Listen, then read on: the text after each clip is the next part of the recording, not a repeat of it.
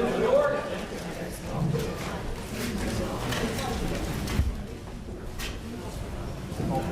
Thank you. So who claims to be the furthest from where we are right now? What school district? Where are you from, folks? Just listen again. Here you go. Here we go.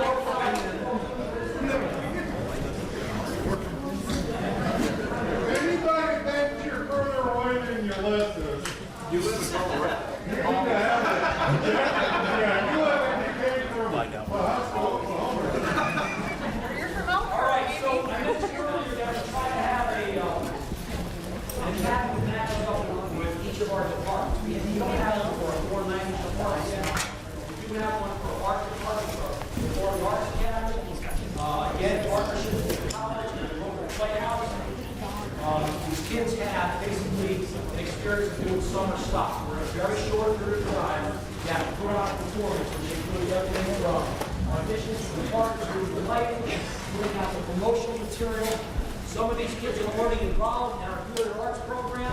Some are not. Some come in just to try to get exposed to what it's like to be in a production. Kids can also get a credit for a class called Voice and Theater from our local SUNY school. As Hop said earlier, SUNY stands for State University of New York. There are various campuses throughout the state of New York. They also one where they live is in New Paltz, which is in the Hudson Valley / Catskill region. This will be a short video on the Summer Performing Arts Academy.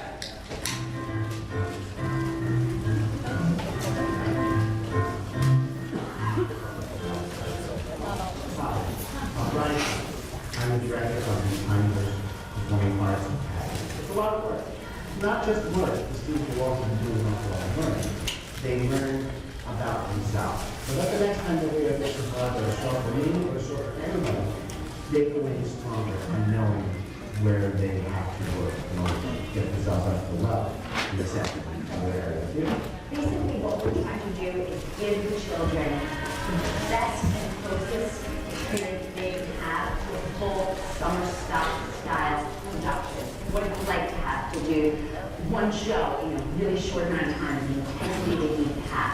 Also, we want to give them an idea of what it's like to do backstage stuff as well as the front stage stuff, as well as be a dancer, be a lead, do the whole gamut. They will be having experience in lighting design, in set design, in costume design, and makeup, as well as advertising and what it takes, paperwork and everything from the beginning of the production all the way to the end of the production. There's also an element where they are able to get college credit continuing. The course that they're getting credit for is voice and theater, and it's in college credit if they fulfill that requirement. So we have in the mornings, the first week in the last week, we were given a half-hour time where we'll be teaching them the literature they need to learn to fulfill the requirements for student calls. And they're going to be doing a separate recital night, aside from the full-scale production. If any student has ever wanted to be a part of the performing arts field or be part of the production to see what it's like, the Performing Arts Academy will be a really good experience because you're going to find out if it's for you or if it's not for you.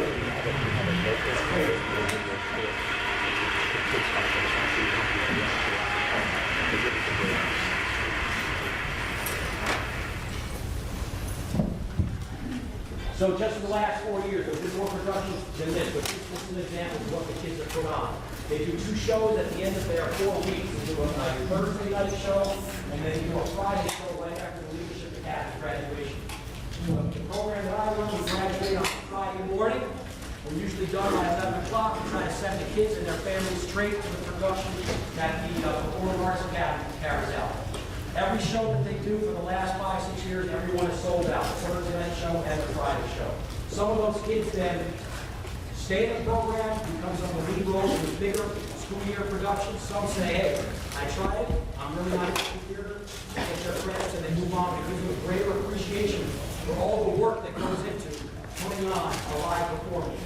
And those of us that might not be theatrical can at least appreciate the effort that goes into doing something like this. Live theater is not an easy thing to do. So, the partnership that we have again in your new Paltz, and then add this local theater just summer stock, course to play out. For the Catskills, and somebody plays on the Catskills, are well known for the summer hotel industry, for a lot of performing artists, especially comedians, got their start. There's a lot of theater in the Catskills, and we partner up with one of those. Again, it's structured. They have to warm up every morning. They do their routines. They know the set. It's everything from nailing the set together, painting, to actually putting the lights together, putting the promotional material together. They do the whole thing in 4 weeks. It's absolutely fascinating to see what talent these kids have in such a short period of time. The stress and demands they go. But you've got a deadline. You've got a show to be at, and you've got to get your act together to make it happen. And it always comes through. We haven't reached the show yet. Back up, the whole thing again. They wear uniforms as well. Like Pop said earlier, makes everybody equal. That's one thing I wish we could do, is bring uniforms into our school on a full-year basis. We're not quite there yet. Not sure if we'll ever get that one done. But just a couple samples of what was in production. Okay. Now, one of our next academies. This is the academy probably our most popular and growing basketball. And sticking to the Performing Arts Academy, in high school, we have a tremendous music and drama department. So what happens is during the year, those kids that get into those musicals or those drama plays, you know what, those are really your top kids. So what happened was in the summer, we took kids who really never made, you know, like a lot of those kids never made the musicals and productions because they just weren't that good. So the summer gave us an opportunity to kind of put like, we'll say the JV team in. We gave those kids an opportunity to be part of something. And then oftentimes, it gave them exposure to the music producer, the director, the choreographer. And you know what, even though they were not successful trying that during the year, a lot of these kids, after they came through the Summer Academy, found an opportunity to be in those plays and musicals going forward because of their experience, which is positive. And if I did my research correct, I think in the future, you guys have a pretty large performing arts, say, community, which I think is also pretty great. I think the timing couldn't be more perfect right now. We're going to talk about the Medical Academy. This should be real impressive. All right, we created the Medical Academy, as Brian said, with an opportunity with the goal of saying, hey, listen, you know, we talked about all those common core fields, you know, English, math, science, all today, and we got performing arts. We said, wait a minute, you know what? How do we take care of our kids who are interested in becoming doctors, nurses, people in the medical field? We have a hospital in our footprint, which is probably about 15 minutes from our high school. So we said, hey, listen, you know what? Let's see if we can make some arrangements so we can start doing some things to get kids exposure to decide whether or not they want to become in the medical field. And as I said earlier, we had a young man who was part of the Medical Academy, and like I said, I apologize for the timing of this, but we have a Medical Academy kid down at Columbia Presbyterian Hospital, New York City, and the young man was observing open heart surgery from the operating room. He came back after the open heart surgery, came by office, he said, I just realized something. He's like, I don't want to see blood. I don't like blood. He's like, I'm sitting there and blood was shooting over the doctor's shoulder. I'm talking blood. He's like, I don't want to be a doctor anymore. And I said, you know what, man? I said, good for you. I said, college is an expensive way to realize if you want to become a doctor. And again, it gave that kid a great opportunity. And it gave him, obviously, a reality check that, you know what, maybe medicine wasn't in his future. The course for the summer, again, basic topics include A&P and anatomy physiology, which is something obviously that we really is our foundation for the Medical Academy. The kids actually earn a health credit, which is a required course in New York State. So the kids actually get that out of the way, which gives them opportunities to take different courses throughout the year as well. And we also, again, we partner with a college, and the kids actually earn 3 credits if they choose to for introduction to physiology. So again, these kids challenge themselves either for high school credit or college credit. And as you see, we partnered up with a local hospital, as well as we have a medical consortium called Crystal One Healthcare, which is covering a conglomerate of doctors and nurses throughout New York State. Go ahead, please.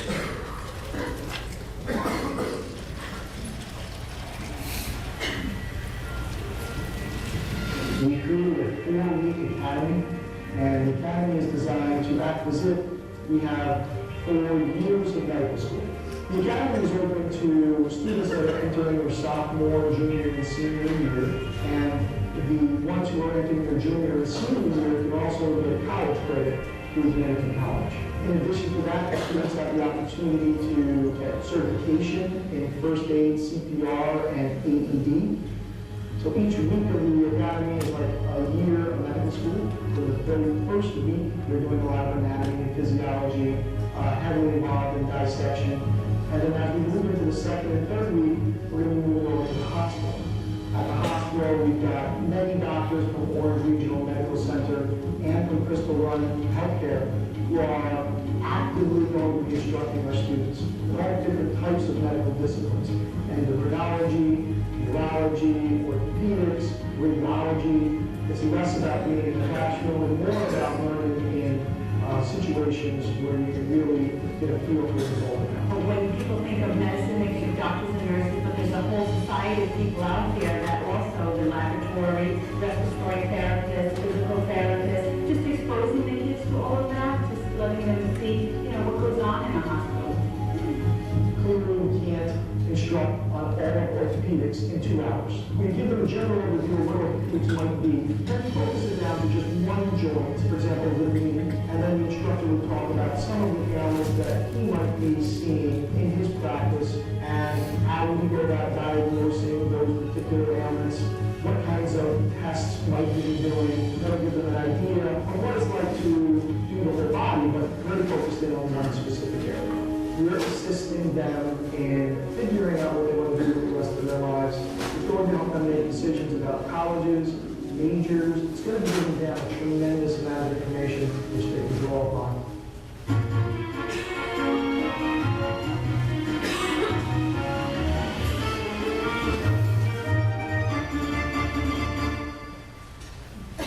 Trauma Day is the culminating event in the Academy. It pulls together all the knowledge students have acquired over the past month and throws it out into a fast-paced, harrowing scenario of mass casualty. On this day, we are assisted by New York State police officials, Staff Flight Medical Transport, Mobile Light, Circleville Fire Department, the Performing Arts Academy, and a host of others to create a realistic rescue and medical assist drill. This year, we played out a zombie apocalypse as a backstory for Trauma Day.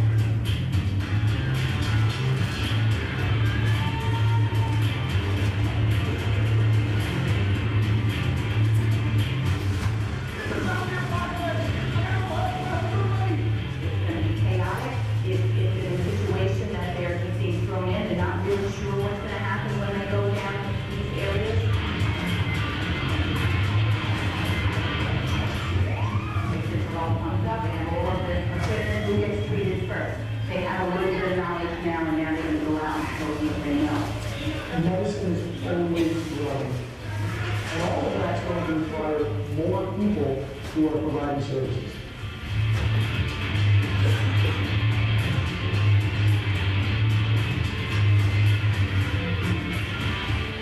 When I started the medical academy, it was pre-Walking Dead. I don't want you guys to think we stole from Walking Dead the whole zombie thing. I can almost say maybe the equal of that comic book was us. We, as you can see here, we have some, strategic partnerships we talked about. So as we said, our kids are actually, they're in there. They got 4 weeks in the summer. They have 1 week in the Orange Regional. They have 1 week in the classroom, 1 week in Crystal Run. And then we also partner with a local medical college. The kids absolutely, truly enjoy seeing not only the medical college facility, but the cadaver lab. And again, I know people sitting here eating lunch right now are saying, thanks, Tom, this is really a great opportunity for you to present this. Again, that picture's not there, so you'll be happy about that. But yeah, you talk about giving kids opportunities to earn certifications, first aid, CPR, AED. Those are opportunities. And this way, kids, when they go out into the workforce, they have these things to put on their resume as well, which also helps them for college, or as well as different opportunities for them. The culminating drill, we've done the zombie apocalypse, we had an earthquake drill this past summer, the meteor hit the high school, and I got to tell you one funny story about this. So prior to the culminating activity, the kids, really, trashed one specific hallway, and to make, obviously get it ready from an earthquake simulation. And I'm walking down the hallway, and my custodian comes up to me, and she's this little tiny Portuguese lady, and she's all upset. And she's like, Aaron, I am so sorry. I don't know what happened. When I left last night, this was clean. It wasn't. I'm like, it's okay. But it was really funny. She's a great lady. But again, what happened is we give these kids an opportunity to really demonstrate the skills that they've learned over these last 4 weeks. We talked about the culminating drill, the culminating activities early on. This is the medical academy's culminating drill. So what happens is these kids, they learn this body of information, And then what we do is we take all the other students, all other, we'll say, medical academy could be between 30 and 50 kids, depending on the summer. And what we'll do is we'll take our law academy kids, we'll take our performing arts kids, and other kids, and use them as, we'll say, either actors, participants, or we actually do right now a full, total, academy day, where all those areas will also have the law academy, setting up triage, or, the medical academy kids are obviously identifying students, the science academy and performing arts academy kids are playing victims. And when I tell you, when you're walking around this site, the kids are yelling and screaming, and you got fake blood around, and I gotta tell you, it raises that level of anxiety. And I watch kids truly, some kids will fold, some kids will step up, but either way, at the end of the day, you know what, it's an opportunity. And that's really what you want to see. You want to give kids experiences, and that's ultimately the whole goal of the medical academy as well. Go ahead, please. As you see here, you saw Jane and there, the opportunity. We have doctors, nurses, and people always say, Hoppy, listen, you know what? With HIPAA laws and confidentiality, how do you make this happen? And I will tell you, we have articulation agreements, legal documents, by lawyers from typical, the hospitals, from Bristol One, where basically it gives these kids the opportunity not only to be privy to this information, but they actually make rounds with doctors and nurses. They actually get to really experience what goes on. When I tell you, I've had kids observing chest tubes being taken out. I've had kids, observe chemotherapy, observe open heart surgery, bone marrow transplants. And you know what? Quite frankly, that's not something I'm interested in seeing. All right? And you know what? These kids come back, and it's really a great opportunity. When the medical academy first started, we had a really, had kind of a dilemma in terms of which way we wanted to take this. And because it was so successful, it actually led to us creating a 4-year course, which we'll talk about later on this afternoon in terms of medicine. But you can see we also partnered up with some strange people as well. The New York State Police. People don't realize, your law enforcement, they are also on your first scene, your first responders. So you know what? There's an opportunity to partner up with law enforcement to show the medical side of this process as well. This past summer, the United States Army got involved with us, and they actually have tremendous resources in terms of field medicine. And especially when they hate to say what's going on in Iraq and some of these other war zones around the world, the current training that the Army has is really pretty extensive. So when they came out and they taught our kids field medicine, they were talking about tourniquets and creating slings and braces and all this other stuff. Boy, what an opportunity. And again, when Shane talked about not recruiting on campus, that's 100% correct. But when you have people who are exposed to Army careers that they never knew existed, because you know what? Most people in that range go, hey, you know what? If I join the service, I'm going to grab a gun, an M16, I'm going to go to the sandbox. You know what? That's not reality. And all of a sudden, kids start realizing, wow, you know what? You mean to tell me that I can get in an Army scholarship? We have a young lady who earned the Army Medical College Scholarship. She's currently a captain in Fort Lewis, Washington. Her medical school was paid for in its entirety. Her college was paid for in her entirety. And you know what? She's happily right now in the Army as a doctor. All right? That's awesome. We have young men and women right now who say, listen, you know what? This was a great opportunity. I feel like joining the service and becoming a field nurse. Or we go to Fort Sam Houston and becoming a doctor. So again, it's just about opening up opportunity. Other kids say, you know what? Medicine isn't for me. Or you know what? I really want to be a nurse or this or that, the other thing. And it gives them, again, an opportunity. Like I said, we're outside at this West Point facility this summer for field medicine. And we had a New York State forest ranger. And you say to yourself, how does this tie into medicine? Well, you know what? When you live in, the sticks, all right, and I know some of you guys, have that persona as well. You know what? There are wild animals, all right? And I know out here in Kansas, you've got snakes and stuff that bite, all right? You know what? Yeah, we have people in New York that bite. But you know what? You talk about wilderness survival, all right? There are opportunities to really learn about, hey, listen, you know what? You're in the woods and all of a sudden you get confronted by a bear and you need to have to deal with something, you get bit by a snake. And this New York State Forest Ranger gave a very different side of the medical process, surviving in the woods. God forbid you don't have a shelter. How are you going to eat? How are you going to set up a shelter? So it gave a different perspective, again, to these students. Go ahead, please. Tracy Buckridge is one of my secretaries. I know, Brad has Teresa. Tracy would be my example of Teresa. Behind every good administrator they say is a tremendous secretary. That is actually 100% correct. And she does an awesome job. One thing I realized also in New York City, if you're going to transport a human brain, it requires police permission. Know that for future reference, just in case. Kids went to medical college as well. You know, like I said, we talked about the Toro medical experience. Again, opportunity for a local college, all right, who's starting up a medical program to try to attract students to come to their program. People now, like I said, it becomes contagious. People start reaching out to us saying, hey, listen, how do we get involved in these academies program, in these academy programs? Go ahead. You see obviously some of the mannequins we work on. This was at U.S. Army Medical Hospital at West Point. I'm hoping this will come Saturday, West Point beats Navy, which would be tremendous for me because Lord knows I don't feel like losing for the 15th year in a row or whatever it's been. I have to give them points though, which is really unfair. Give them 11 points, that's not good. Yeah, thanks. That's really appreciated. Next. And sign prepared. All right, now I'm going to turn over actually right now. This next academy program started in middle school. We were contracted to a local district to kind of help them set up a middle school program. Again, they wanted to do something different. So again, the same philosophy translates not only to middle school, but also to elementary school. I'm going to turn it over to the little pretty boy sitting down here behind me, all right, who hasn't said much today, but now it's his turn. Andre, you're up. They just get jealous because I'm the youngest one up here.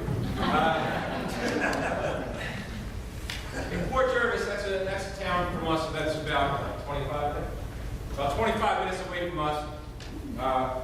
Both Aaron and some of his colleagues at the time were contracted out to help a buddy of ours by the name of Brett Ken Creedy, who was a middle school AP at the time, to start their Port Jervis Outdoor Leadership Academy. Now up there you can read the mission, the rationale, and the design. But the thought was really to create leaders from the middle school level. 7th graders are becoming 8th graders. So they're going to have to lead their school. And 8th graders are going into 9th grade. And we all know, anybody that's ever taught 9th grade or even 8th grade, we know that's a huge transitional year. A lot can happen to a student within just that short amount of time. They can make a turn for the worse. They can turn everything around. Their peer groups change. They make different life choices. And it's important to start to hook them and keep them excited and engaged in learning opportunities. Because if you don't do that, well, if you don't do that, then you wind up coming to my program later on. But at the same time, if you don't do that, they wind up falling behind when they get to high school. And there was a marked increase in the confidence that they saw as students went through this program. So they had 4 weeks of 96 hours offered to incoming 8th and 9th graders. Monday through Thursday, 8 to 2, 2 instructors and 2 aides.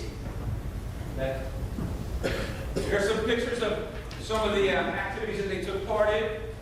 Again, outdoor adventure type activities. These are team building activities. These are items when you're out doing rope courses, doing other, critical thinking type games. They also had culinary arts as part of this as well. So imagine this, and any of you that have any middle school experience in here like I do probably were like, whoa, middle school kids with knives, that's kind of crazy. All right? But yeah, they learned knife skills, bread making, pasta dishes, sauces and soups, cake decorating, healthy eating, cultural foods, and local food products, farm to fork. That's something that is even more important now because you see a lot of restaurants going farm to table. You see a huge increase in people trying to produce what they're going to eat even within their own home, through private gardens and things of that nature. I can tell you also that in places like New York City, there's been an increase in people trying to bring farms even into the urban environment on rooftops and things along that nature. So these are all things that are not only applicable in terms of earning credit, but it's also applicable in terms of real life. So strategic partnerships, Orange County Youth Bureau, YMCA, Maternal Infant Services Network, U.S. Forest Service, National Parks, and the Girl Scouts part of the Hudson Valley. I want to let you guys also know that the numbers in these academies increased every single year until the administrator was promoted and was able to go on and become principal of an elementary school. And then for a variety of reasons, change in leadership at the top, this program unfortunately was allowed to kind of just go away. And That was not because it wasn't working. I want that to be absolutely clear. The number of students that were involved in this academy increased every single year. We all know, though, unfortunately, sometimes political things get in our way. And sometimes even the best intentions can be destroyed, in essence, because some people have their own agenda. I'm going to turn it back over to Hop. He's going to get you guys working together to see where we can move. Again, some of these,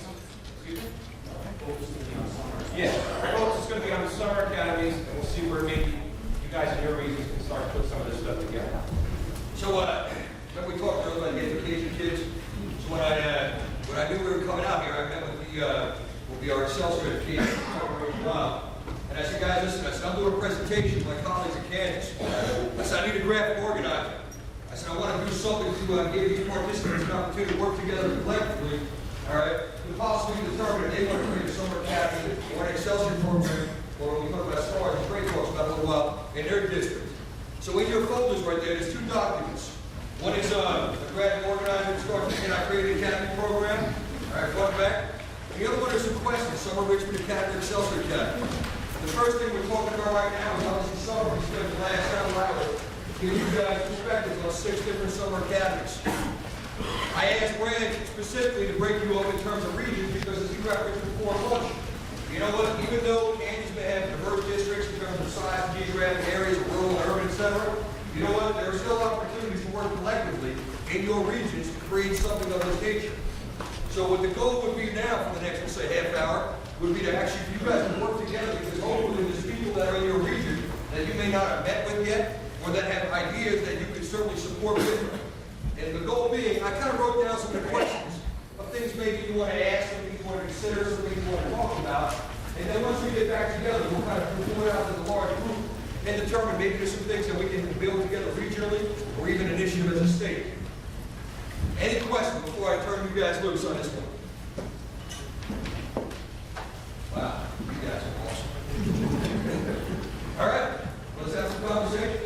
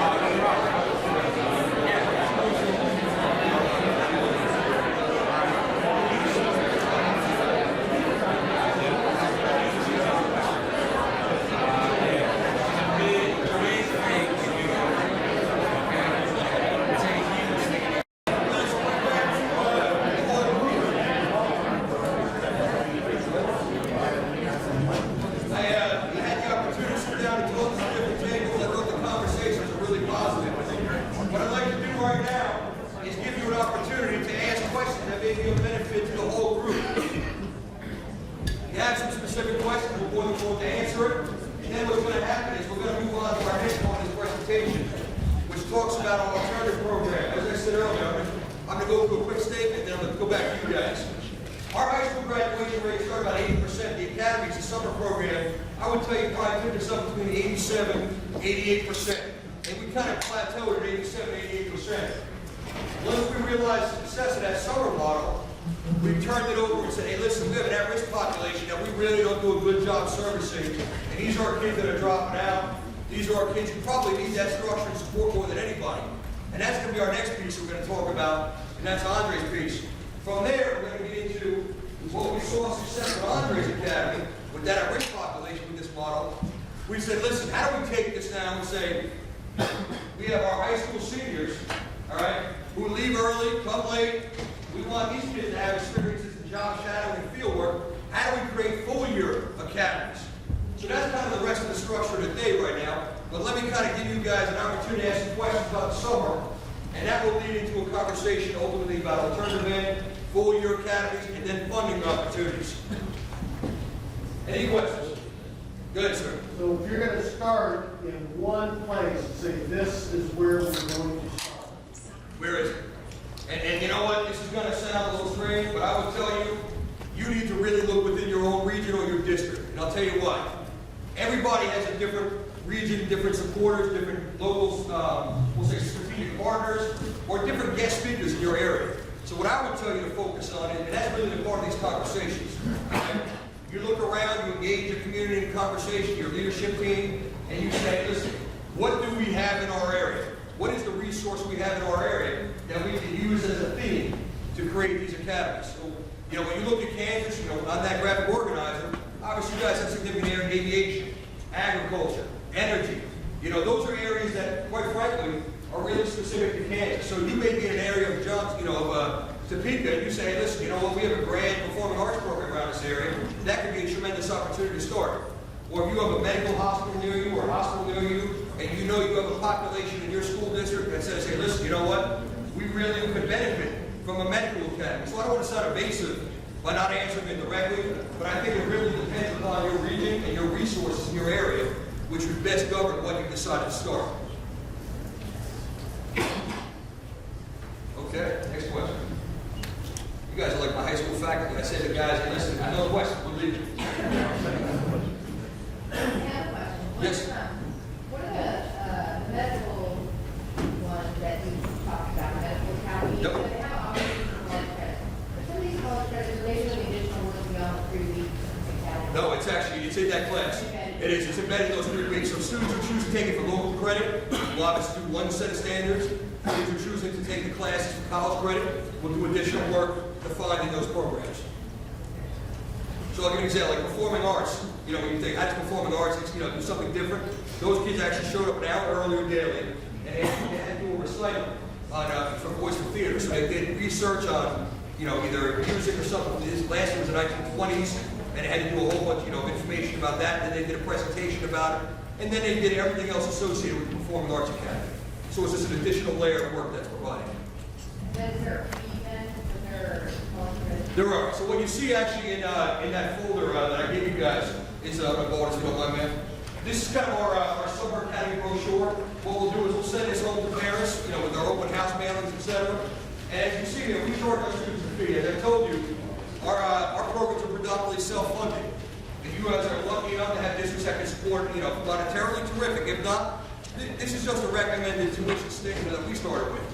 When I tell you, I started our tuition program for the first year of the academy, I think we charged students $75. All right? And as we continue to expand and grow and do different things, obviously the number went up, and we really got into doing creative things. And we use that money, obviously, not only to support our summer school programs in terms of academies, but also it supports our full-year programs. Somebody referenced earlier about, you know what, I would love to do this. My biggest concern is transportation. How do I fund transportation?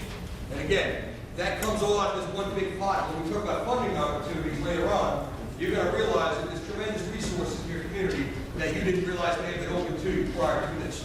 Yes, sir. Is there a federal Steve, on our coaching and staff and the individual Okay, so funding for the staff, as I told you earlier, I paid my summer school teachers and my academy teachers, all right? Not summer school remediation, my academy teachers got the rate of $30.33 an hour, all right? That number had remained stagnant for, I think it was 11 years. We jacked it up 2 years ago to 35, and it wasn't because we had some, tremendous influx of money. It was truly just, you know what? This was, we felt honestly the right thing to do. Teachers really did a tremendous amount. They worked extremely hard. They prepped, they planned, they assessed, they graded, So this is an opportunity. And I will tell you, I am not saying that New York salaries are aligning or commensurate with Kansas salaries. So please hear me. You have to do what's right based upon your fiscal restraints. And you're obviously what you have in your community. In college class, they ask me, do college teachers get paid more? No, they get the same. So in the Law Academy, we have one teacher who teaches the college level section, and 4 teachers who teach the regular Law Academy. They all get the same rate of pay. In the back, yes, sir. Students apply for the academies, correct? They do. They self-select. All right. Now, do you then pick and choose, or does everybody get to come in? Or if someone That's a great question. When I first started, and the Law Academy was the first thing we started. As you see, one of the slides we talked about, 2006, 2007, my high school had 160 fights, 50 drug busts a year. When I tell you we were not an instructional institution, I mean that sincerely. All right. What happened then was we had kids applying for these academies. We went from 17 to 71, 83 to 120, and then 150 in the Law Academy consecutively over each of those years. And we said, listen, you know what? We have to also make sure that certain kids get into this program. And because we knew we had a cap, we told kids we had a lottery system. Well, that lottery system was also skewed to make sure that we took some of the bottom kids that could truly benefit from that program. And I'm going to tell you honestly, and I think it's important to speak honestly with each other. We had a young man who graduated with leadership in the Law Academy. He was a known member of the Bloods gang. He did absolutely exceptional in the summer. For those 4 weeks, that young man was truly a model citizen. His leadership blossomed, which obviously helped him further himself in the gang. What I will tell you is, I'm trying to be honest, all right? So, needless to say, all right, this young man, I'll tell you, he excelled. He came out, I would tell you, maybe 6 months, 8 months after the academy. He, unfortunately, we'll say he was doing some things in a criminal enterprise that resulted in the FBI kicking in his front door. And when I got a text message, it was a photograph of the chief of police, and it was a Law Academy diploma hanging on our bedroom wall, and it was his kid's diploma. All right, and he went away to federal prison. All right, I'm not telling you that we save everybody, but I'm going to tell you, during those 4 weeks, it made a difference to this young man. And I think that's something important to realize. You know what? I'm not going to tell you this is the be-all, end-all to fix everything that you have going wrong in your school districts. But I will tell you there are benefits that come from this, and even though you can't save everybody, you will make a difference to children. That's important. Next one, yes, sir. Did you say you provide transportation? We do. We pay in the summer. Like when I tell you we pay for everything, I'm talking about from water to busing to those T-shirts that you see. We pay for all that stuff out of our 501c3. How do you deal with conflicts of interest, like summer sporting, other activities the kids have going on? That's come up a lot. I guess you guys have obviously a much more rich football and coaching and tradition than we have in New York. I will tell you, the one thing that aligns to us right now, we have the Camp of Champions, which is a football program in our county. They take basically all the top football kids in the summer, they put them together, they work together. And what we've realized is, if we communicate openly and effectively with each other, all right, we'll say jive our schedules. And if there are times that they need these kids for something, they will work with us, and we will make sure that what's going on that day is already planned in advance, so that these kids know that they have no ability to have conflict with their coaches. The other part of this, coaches want to see the same skill sets that you're looking to provide. All right. What I realized as a high school principal is that a good football program or a good basketball program could change that building much greater than anything I can do as a person. All right. So by working with our coaches and working together as a team, all right, we're benefiting all people involved. Because again, coaches want the same thing. They want leadership. They want self-motivated kids. They want hard workers. They want people who are going to commit and achieve something.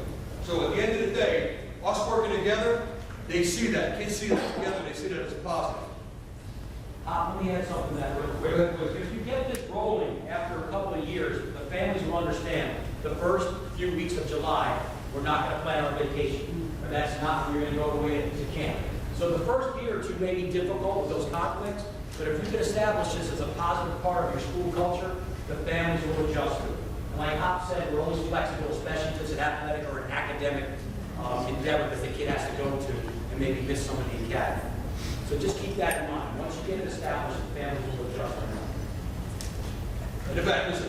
Yeah, do you have like a scholarship or grant opportunity for kids at $250 just seems impossible for their families, right? 100%. Free and reduced lunch, and I will tell you, obviously, depending upon what side of our district you're talking about, what area in Kansas you're talking about, that population can be very different. For us, if it's reduced lunch, we charge half tuition. If it's free lunch, we charge free tuition. And then if you look at our colleges, similar process as well. Colleges, as long as you can identify your free or reduced lunch, they typically will provide reduced tuition as well. What happens then is you say to yourself, well, how do I fund these programs? And we're going to talk about then, towards the end of the day today, we're going to give you a whole bunch of different funding opportunities, which you may not be aware of in your communities. Yes, ma'am. What's the percentage of the students in your building that go to the academy? 40%. And make that No, okay. I don't think I did. And then, do kids, I'm assuming you want to be able to provide the opportunity for as many kids as possible. So if they're in your building and they come up for 4 summers, do you have kids that take a different academy all 4 summers? Do you have some that repeat it? Because if they take it as a freshman, they don't get college credit, so then they repeat it again as a junior year. Okay, so we do it. And what the question is, basically talks about how our kids come into our summer academies, how many they can take. If you look at our program, like I said, it's kids complete 9th grade, 10th grade, 11th grade. So our seniors, once they obviously complete 12th grade, they're eligible. So it's really 3 grades that are part of our population that are able to go to summer academies. For us, just like the woman said, basically, you have kids in 9th grade who want to take an academy, and you know what, they may take the science academy, and they say, boy, this is awesome, but because you know what, I didn't take chemistry yet, I'm not eligible to take it for college credit. So how do I, so they come back in, their junior year, and they take it again for a different experience. That does happen. We also have kids who take Science Academy, the Medical Academy, Literacy and Education Academy over 3 summers. So it really depends upon their interests. And one thing I will tell you, and one of the greatest things that I've realized, is when you look at a college application, all right, in New York State, everybody's required to take 22 credits, all right, pass 5 Regents examinations. So when I put my college application together, what makes me different? So when you look at your Kansas students, what sets you apart? And what I will tell you is, if you have the opportunity to challenge yourself and go to summer school in the summer enrichment, that sets you apart. So when you're applying to colleges, and you have on your application, took the Pine Bush High School Leadership Law Academy, Science Academy, Medical Academy, well, you challenge yourself over the summers, college see that as something that sets you apart. And that provides you, on our end, beneficial placement, certainly provides them in terms of monetary. You know what, taking college classes in high school is much cheaper than waiting to get out. And that's extremely important to our community as well. Did you say you have any questions? So freshmen that we have in high school right now, 9th graders, after they complete their 9th grade year, they can take a high school academy. Our middle schools this summer, and remember, I want to be honest, I'm the president of our administrative association, all right? I told you very candidly in New York State, our administrators like to relax and rest over the summer. In my district, and like you said, I'm doing this a long time, this past summer was the first summer our middle schools did something. All right, and again, it's not to disparage anybody. It's truly just a different mindset. And I will tell you, it's hard work, all right? But the hard work that you put in on the front end, as I told you, paid significant dividends years later. The ones that I didn't even recall, I never ever thought that would change the culture of my business like it did. But if Brian started with early on about the lift up, we would never ever even have contemplated doing something like that back in 2006, 2007. It just wouldn't even, it wouldn't even be a frame of reference. Other questions? Yes, ma'am. But are students within each academy cross-grade or grade specific? They are cross-grade. So you have basic students. You could have in Brian Lynn's Law Academy, you could have a 9th grader who just completed their 9th grade year and tell a whole 150 students, including incoming seniors, juniors, etc., to drop down and do push-ups. That's pretty impressive. And that's that whole leadership style that we try to develop. Okay, I'd like to, got one more here, I'm sorry. Did you see the pushback from your staff with giving students high school credit for trips to school? In terms of like union reduction of force, taking, you know. No, just the credibility of 3 weeks, one high school credit. No, because you know what? They're all high school teachers teaching it. And what we realize is, and again, what's good for kids, when you think about it this lens, if you're in good teaching, and that, you know, like, I mean, a lot of us are teachers in this room. 42 minutes, which is a standard period, you know what? If I'm really excited about something or really into a topic, 42 minutes goes too quick, and then it's done. When you have kids for 6.5 hours, 7 hours sitting in front of you with a science academy, you've got them all day and night, and you can really do something like that, then teaching comes alive. And that's where that connection. So for us, our teachers got excited. We have more teachers than I know to do with right now wanting to come and teach in our academies or create new academies. Like this summer, and I'm going to get a groan from behind me here, I'm looking to start a STEAM academy. All right? And I will tell you, if you ask the two gentlemen behind me, they're going to say to you, Hoppy's never met an idea he doesn't like. You know what I'm saying? And that's true. If it's good for kids, you know what? Yeah, I find ways to make it happen. So you know what? I'm sure these guys are probably making all sorts of faces behind me because they know what's coming. But you know what? So be it. That's what happens when you ain't big. All right. Speaking of APs, what I realized also, like I said, our graduation rate plateaued, 87, 88%. We had good things happen in high school, and we started an alternative program. When I tell you we started an alternative program, I'll tell you we did the absolute worst job starting it. We fired 3 administrators in 3 years, all right? And it was an absolute disaster because they didn't do it well. They didn't plan it. They didn't think about it. So the superintendent said, Hoppy, listen, here's the deal. Either you take this program over, or those 60 kids are coming to your high school.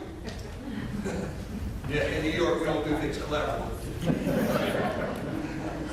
So I said, okay, thank you, sir. I appreciate the offer. I will more than likely be taking this position over. All right? And we did. And the first thing I did was I hired Andre. And I said, listen, we're going to work together. We're going to create this program. We're going to change how we schedule kids. We're going to change how we teach kids. And we're going to do things differently. And Andre bought into that vision. I knew right away Andre was a leader because I worked with Andre at Fallsburg. So I'm going to turn right now to Andre. And under Andre's leadership over the last 5 years, our graduation rate is 92%. All right? That population took us up another 5 points. And when you look to beat Iowa, which I appreciate because you know what? I think Kansas is better. I think that's a great opportunity. And I said, I've been to Ames, Iowa. I've been there. I've been to Odyssey of Mine out there. I've had some experiences in Iowa. And you know what? I think you guys are better. So let me turn it over to Andre. Thanks, Bob. You're welcome. All right, so, as Aaron just said to you, when I was hired, I was brought into Pine Bush. I actually started in July, which was the conclusion of our school year in New York at the end of June. So I finished up my prior job as an assistant principal in a little bit of a smaller high school, and I got over to Hops High School, and it was right around the time of Academy going on, and I was in it for, and then all of a sudden Academy graduations came up. And this is when, remember when Aaron and Brian were going through all the different guest speakers and all the dignitaries that come to these things. Well, all these people were there.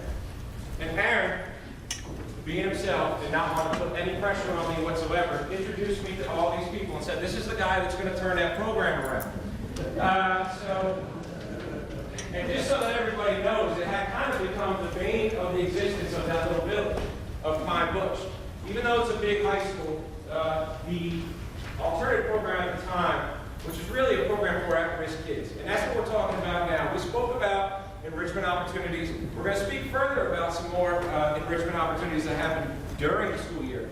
But this is for your at-risk population, a population that every single school district across the United States has, a population that if we do not, and I'm going to steal something that Hop says all the time, if we do not do something to help them now, we will forever drag them behind us for the rest of our lives. Because who's going to pay for them when they do not finish high school, when they do not get jobs? We will. So what we have to do is we have to figure out how do we service basically students who struggle. This population generally drops out, or they need an alternative program. My program is for at-risk students in danger of not graduating within 4 years. In New York State, if you can get your students out in 4 years, your graduation rate, which helps the school district and parents evaluate them, will increase and will stay at a good rate. If any student does not, those students that graduate after those 4 years can be even considered dropouts in New York State, even if they do eventually get their diploma. We are capped at 60 students. We do not take your violent, mean, nasty kids. We do not. Unfortunately, I'm not set up for that, and unfortunately, they are not ready to learn and are not ready to get out of high school yet. So what we take is we take students that have maybe slipped through the cracks, students who have fallen behind maybe because their 9th grade year, some awful thing has happened in their family. Perhaps they just weren't ready at the time. They screwed around, they skipped classes, they didn't earn credits. They struggled, but without a program such as this one, they would probably not graduate at all. Next. There are my graduation rates, just in my little program.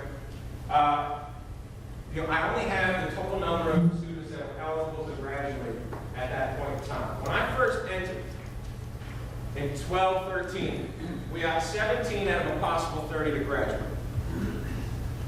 That was actually really good. Like I said, before I had taken it over, we had kids that were leaving. They were coming back. After hanging out in town, they were doing everything that you could imagine besides what they should be as a student. One of the first things that I had to do was I had to enforce the code of conduct in a consistent manner. Earlier said, students like structure.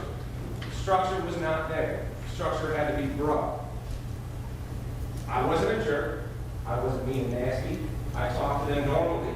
I got to know them. There's only 60 of them. If I don't know them all by name and I don't know something about them all, and I don't know their backgrounds, I'm not doing my job. So that's one of the things that I had to do from the get-go. I changed the way we spoke about things. You will graduate, not you might. You will graduate in 4 years with your class. You will come to school every day. As you see, my attendance rates are up there. 5 years ago, we were about 50%. This year, year 5, we reached 90% for the first time since I've been part of that program. There would be days that I would go to work, particularly around, closer to, say, larger extended breaks from school, and I would get maybe 15 students showing up. And we'd call, it doesn't matter, we would call my attendance person. She hated me for a while because she was making like 85 phone calls a day, but it's something that had to be done. If you look, 14, 15, and 15, 16, we had graduation rates that were perfect and then near perfect. Next slide. One of the other opportunities that we had, and this was where we took the Academy model that Hop was working with, and we applied it to my small program. Aaron constructed the schedule before I had gotten there. And on Monday through Thursday, you had your normal, quote unquote, normal schedule. You had 9 periods. Some of my periods are blocked. So period 2, 3, period 3, period 4, 5, and period 7, 8 are blocked periods. They go for 90 minutes. Andre, you're crazy. Put at-risk students in class for 90 minutes. There's a method to the madness, and that is with 90-minute class periods, you can semesterize your schedule. So I'm going to take, for example, global social studies 9 and 10. You come in to Stars Academy, social studies 9 and 10 efficient. Well, first half of the year, from say September, I'm going to use arbitrary dates, September 1 to the end of January, you take social studies 9, you pass it, you get a credit. Then from February 1st until June 30th, you take social studies 10, you pass it, you've got your other credits, so that's 2 credits of social studies in 1 year. So that's one of the ways that we provide students with credit recovery. The other thing that we did is we put into place these project-based learning blocks. On Fridays, my schedule looks like this. You have elective period 1, you have elective period 9. Anywhere else in there, we have a lunch sandwich in the middle. Anywhere else in there where I have a block, that becomes this project-based learning block. We had a project where, and I'm going to come back to this, where it's called Helping with Pine Bush, Helping with Horsepower, and Engineering Academy. We built, with the help of a local businessman and Laura Clark and Brian Clark from South Dakota, we built a victory motorcycle that set 2 land speed records at the Bonneville Salt Flats. We had built picnic tables, cold frames, gardens. We have refurbished the community arts center, built homecoming floats. We've gone as far as more recently into some very basic coding and programming. Those are our Arduino boards that you see down there with my math teacher. These are all things that have not only helped me to give my students something else to do during their school year in a non-traditional manner, but it also is exposing them to employable skills. For example, those Arduino boards, you need to be able to read the schematics in order to put them together. And I've attended a few job fairs, and I know that you need that as one of the basic skills in order to get into, say, manufacturing.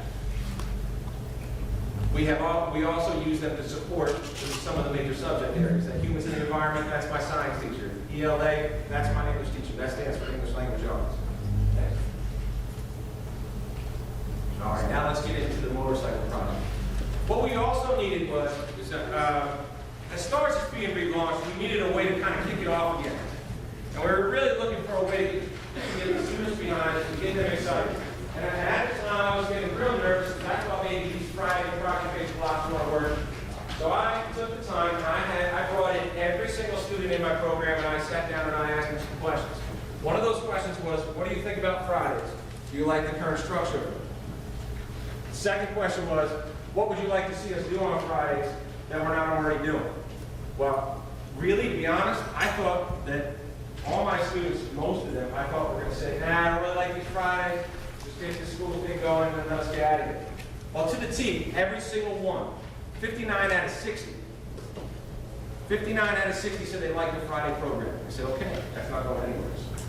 The second thing I found out was that I had a lot of motorheads that we were not servicing. So what I do, I wrote an email to a board member by the name of Lloyd Greer, who owns Lloyd's Motor Works, which is located in Pine Bush, and he is a major manufacturer and designer of performance parts for victory motorcycles. I was not thinking in my head that we were going to build a motorcycle. I said, hey Lloyd, I really think that you have, an opportunity to work with some of my students. I know you've always been interested in doing so. Could we maybe do some small engine repair? Maybe fix a lawnmower or something like that. I think some of my kids for a few Fridays would really get into that. Well, one email set off a chain of events that all of a sudden brought Lloyd Greer and a woman by the name of Laura Clark into the tiny town of Pine Bush. And all of a sudden we started the Pine Bush Helping with Horsepower Academy. This motivated my students to attend school, to be part of something positive, and it was all grounded in academics. We took them on major trips across the United States. We've set 2 land speed records, and the media attention that they got was ridiculous.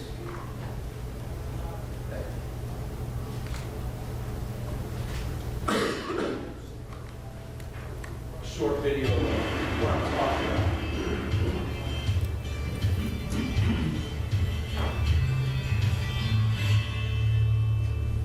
Talking about the Stars Academy, it's a program for academic learners. Students are very successful typically in the traditional Pine Bush High School setting. So we come down here to a smaller setting, smaller class size, more hands-on learning, project-based learning, And it started with interviewing our students about our Friday programs.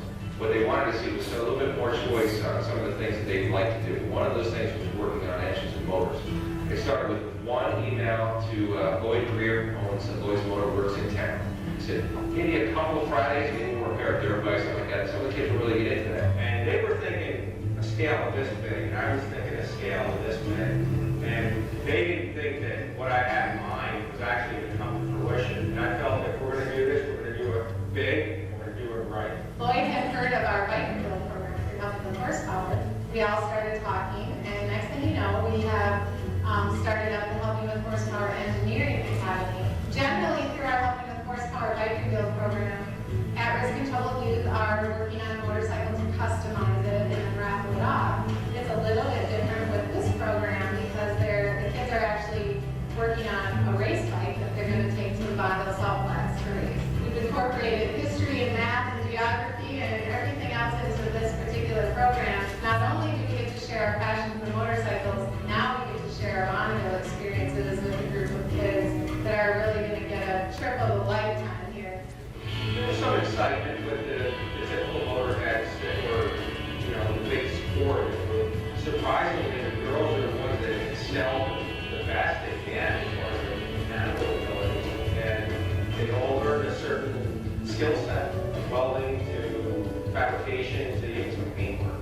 Throughout the whole process, they've learned numerous values other than the actual build of the bike. And we also threw in some mathematical equations on how much fuel the bike was going to use, how much fuel we need to make a certain amount of horsepower, and therefore we were able to give it to them in a lot easier form for them to learn. Prior to the Salt Flats, we had taken the bike to the Worcester Airport to do some shakedown runs. The airport yielded about 145 mile an hour test run just due to the short distance of the runways. However, the hindsight being 2020, the surface between the airport and the Salt Flats is totally different. You're in a desert that is covered with salt. And that's the reality. When the wind blows, so does the salt. It has a changing condition throughout the course, hard packed, the semi-soft, so you have to be ready for all of it. I think the whole process of this curriculum has changed their lives in general. The trip especially. The trip was a life-altering experience, not only for the children, but for the adults. Also had seen a change in them, their spirit, their mindset. They say the stars is on fire now. Just the atmosphere has totally changed in the last year. This is a population of kids that I really enjoy working with. So I love coming down here, I love seeing these kids, all of a sudden complete something, and find a value in life, and find a value in themselves. Students at STARS have been unable in the past to really have this real sense of confidence and pride in their schoolwork and what they're doing. And this year, I feel like we together have given them that opportunity to enjoy something that they're doing while they're at school. And that's really what we set out to do. We didn't set out to break records, we set out to change lives.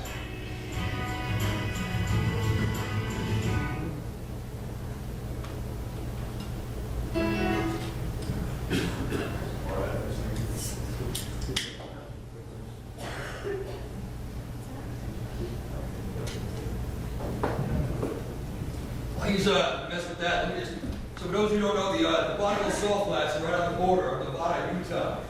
We actually, that motorcycle was a piece of garbage motorcycle that sat in Lloyd's shop that was broken down, and they kind of use it as a metaphor, almost like these kids. They really, like people saw them as something that was broken down, not redeeming. And with Laura Clark, who's out there, she's in South Dakota. We took about having partnerships all over the country. Lauren Breyer out in South Dakota. Lauren and her 2 daughters have set multiple lands and records. She's been on the cover of Oprah Winfrey's magazine. They are true leaders in the industry. And ultimately, when Lloyd reached out to Laura, that was like, it was kind of like the dominoes was the line. And we were the first public high school to do something together with her Horsepower Academy, her horsepower program, and that gave us the ability to create something special in our district. So go. I got it. All right. And when you talk about marketing, this is the motorcycle that they did. We had a little copy displacement done. You can see at the bottom, like different organizations that sponsored us, including New York State United Teachers Union. Right?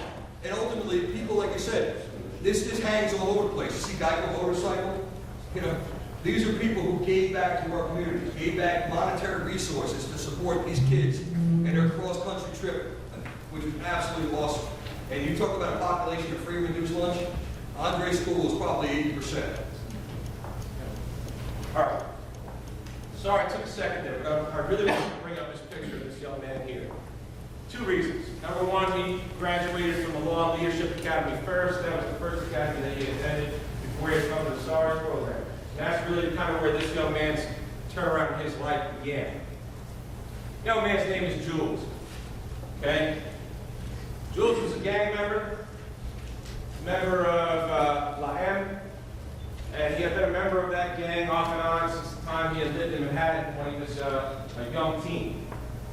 In fact, he had an alcoholic father and a mom that, you know, was trying to keep things together, and he also had a younger sister. Loves his family. All of a sudden, he showed up at STARS. He was in the final year, looking to graduate. I didn't know him. I got to know him. We brought him into the Helping the Horsepower family. Brought him out with us to Bonneville. A young man decided he was going to leave his gang. He left his gang. He became employed by Lloyd Greer at Lloyd's Motor Works. A young man now lives in Florida. He's got a job. He's taking care of his sister. And you know, I'm not saying he lives an easy life, but what I'm telling you is that he has made strides beyond which he ever thought possible. And that's really what it's about. Because Jules, he was probably one of our very first and most successful stories early on. We've had plenty of other Juleses that have come through the program. Not every single one of them made it. But this young man did. I still keep in contact with Jules. He's probably about 22 years old now. And he always, always, always says thank you. Always. So, just a quick personal story about him. All right, back to kind of a few of the things that we have done with the students. Through this horsepower program, we have taken students to some of the fine places. I can't even name them all. Arches National Park, Yellowstone National Park, Custer State Park, Devil's Tower, Mount Rushmore, Crazy Horse, Salt Lake City, Utah, Colorado, Bonneville, Salt Flats. Remember, these are students that have, some of which, we're 80 miles north of New York City. Some of these students have never been to New York City. We're 80 miles north. I can remember 2 years ago, I had to sit next to a kid on the plane as we were flying out to Salt Lake because he was so deathly afraid to fly that he was afraid that he was going to freak out. So I sat next to him and I thought I just had to reassure him the whole time. But, you know, talking about taking kids out of their comfort zone for a positive reason. Some sponsorships that have helped us get there. Victory Motorcycles, United States Army, Geico Insurance, Lloyd's Motor Works, Populous, Custom Cycles, our local teachers unions. There were numerous others, some of which have been and will be seen later on as you move on to the Excelsior Engineering Academy, the Excelsior Academies. Some student skills and benefits that have come from it. Interacting with sponsors, working in teams, welding, using different machinery, an increase in pride, feeling of success, belonging to something bigger than they are. This is something that they needed, more so than I could even imagine. And Lloyd takes a particular interest in this population of students because, and if he was here, he would tell you, I mean, he struggled while he was in school. And he identified very well with our population at STARS Academy. Now in a second, Brian's going to play for you a video that was produced by Victory Motorcycles. Because we were so successful, because graduation rates increasing, because we had some big heavyweights behind us, and the first runs at Monaco went well, Victory decided that they were going to get behind us even more so.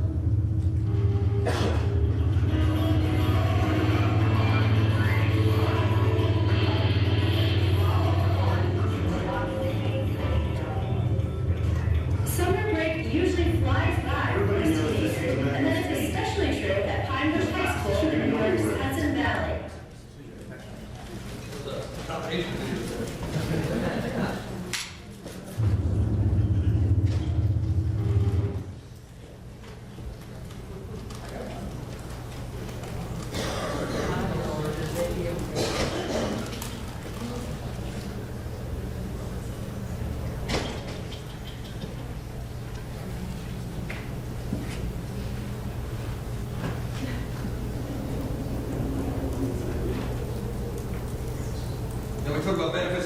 Victory. So a tremendous benefit. We talked about the Pratt Whitney video earlier. Victory made his video at a record attempt. They set a film crew out the Bonneville with these kids when they tried to set this first record on display. And maybe we can start technology again.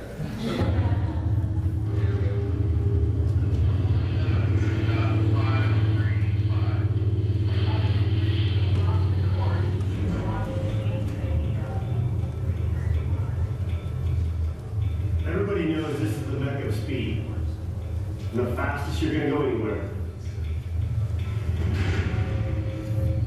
is at the Bonneville Salt Flats. The minute you step foot on the salt, you've already succeeded. Lloyd Greer, Lloyd's Motor Works. We're here with the Helping with Horsepower kids to race the motorcycle that we built in my shop. I'm Brian Clark from Clockworks. I'm from Mitchell, South Dakota. Here at the 2014 Motorcycle Speed Trials to set a land speed record on this Victory that was built by the kids from the Pine Bush Helping with Horsepower Speed Academy. We formed the Helping with Horsepower Academy to get a one-on-one reach to these children, and we do it through the form of motorcycle. They have academies for those that are gifted in music, math, and engineering. But nothing for those kids that maybe were like me or Lloyd. Maybe you're at risk, they're maybe going to drop out, and it is amazing to watch those kids connect. And so many times, they just need someone to believe in them. The program is not bad. People are friendly. They want you to learn what they know. They want to teach you. They want to give you knowledge about the machines. They don't want you out there not knowing what you're doing. These kids are involved with every aspect of the build, whether it's stripping parts, powder coating, building a motor, degreasing parts, Welding, sandblasting, body work. everything, they get their hands involved. The bike I'm on is a 2008. It's 106 cubic inch bikes. We're running in the 2000 cc class. These guys built an incredible motor. We're using power commanders to tune it. And this thing is crazy fast. The Victory platform doesn't require an excessive amount of work to make a lot of horsepower. It's a workhorse right from the start. It's a very solid power plant. The drivetrain, the primary, everything on this bike is great. I've got over 200 horsepower at the rear wheel. Last year we went 172 miles an hour with a body on it. This year we have no body on it. We've already gone 152, and we're looking for more today.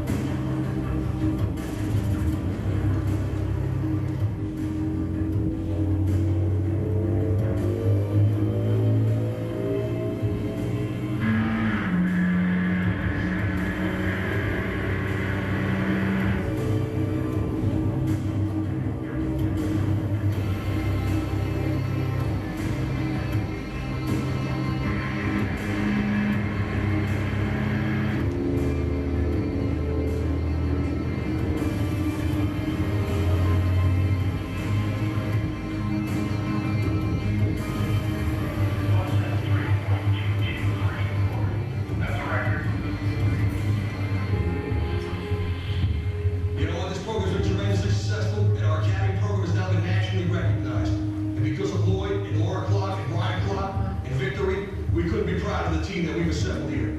Before, I would think that working was going to be a hard, unenjoyable life, but now, I can't wait to go to work.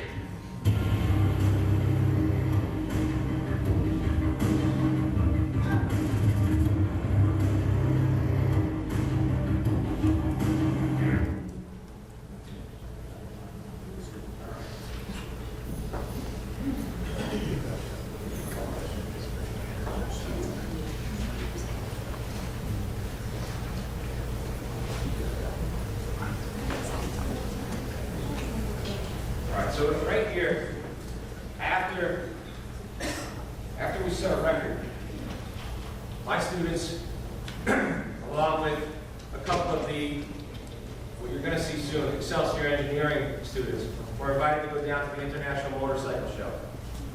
They got to meet, along with lots of press, and kind of be, feel as though they were, in essence, followed by paparazzi.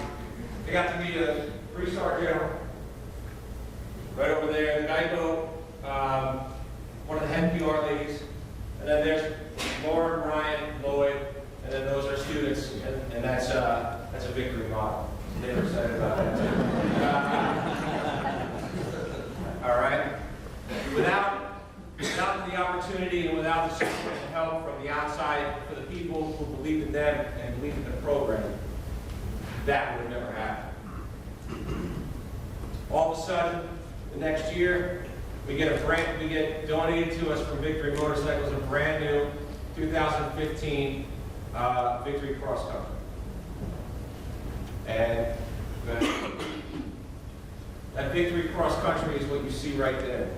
That's a 3D, that's this body right here that you can see on either screen, filled with sponsor logos, was 3D printed by Stratasys Rapid Prototyping. It took over 700 hours to print that body.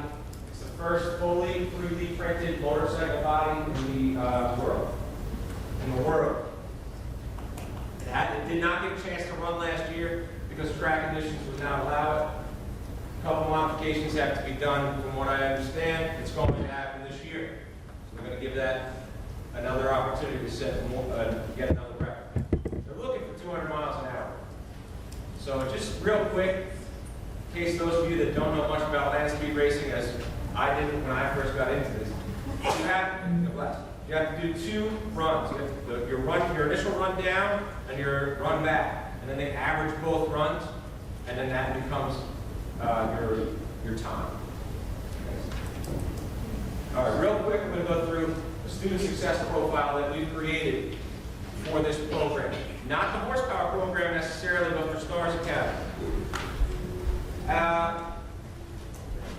They have to be grade 9. The reason why grade 9 is not up here, all right, is because students need the opportunity to come into high school and see how they're going to do. They used to, believe it or not, before I took the program over, it was 7 through 12. You can already in your mind sort of think the problems that might occur with that. In a small contained program, because it is a contained program, it's not in a huge school. A small contained program where you have students that are 7th grade age, all the way up to and including some that are like 18, 19, possibly 20. All right, that's just not a good mix. Then we took a look at 9th graders. I met with the staff. Staff all unanimously told me, hey, listen, Andre, when the students come here as 9th graders, it's almost as though they haven't fallen on their face. They don't really appreciate the opportunities that we're giving them, and they take them for granted. And I heard what they had to say, and I said, all right, let's try it. So it really is a credit recovery program. If we're going to put 9th graders into a credit recovery program, well, what credits do they have to recover yet? They don't really have it. So we went 10 through 12. Learning needs must not be significant, meaning your self-contained special ed population probably is not best served by this. Those students have such significant learning needs that you're going to need to service them through other opportunities. I'm not saying you can't have a special ed student in this program, because Lord knows we have plenty. In fact, I have had up to 50% of my students being some type of special ed or 504 student. But they're not significantly deficient in any one area necessarily. We created a parent-student contract. That contract outlines everything from attendance, discipline, and other expectations for students. I have the same code of conduct that Pine Bush High School does. Some of the items in my contract escalate a little quicker. Some of them don't escalate quite as fast.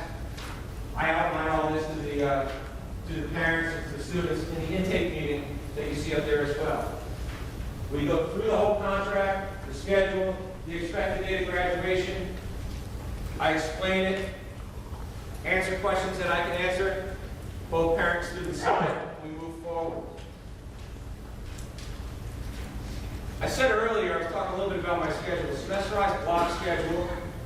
Most core subjects are blocked 90 minutes. That increases our opportunity to earn credits throughout the year. And then also we use GradPoint in summer school. GradPoint is an online learning platform. I can tell you right now, my students, many of which are not self-directed learners, struggle with any online platform unless they are really, really helped. So we try not to use that as much as possible. Summer school, a little different. Generally speaking, you have a teacher there.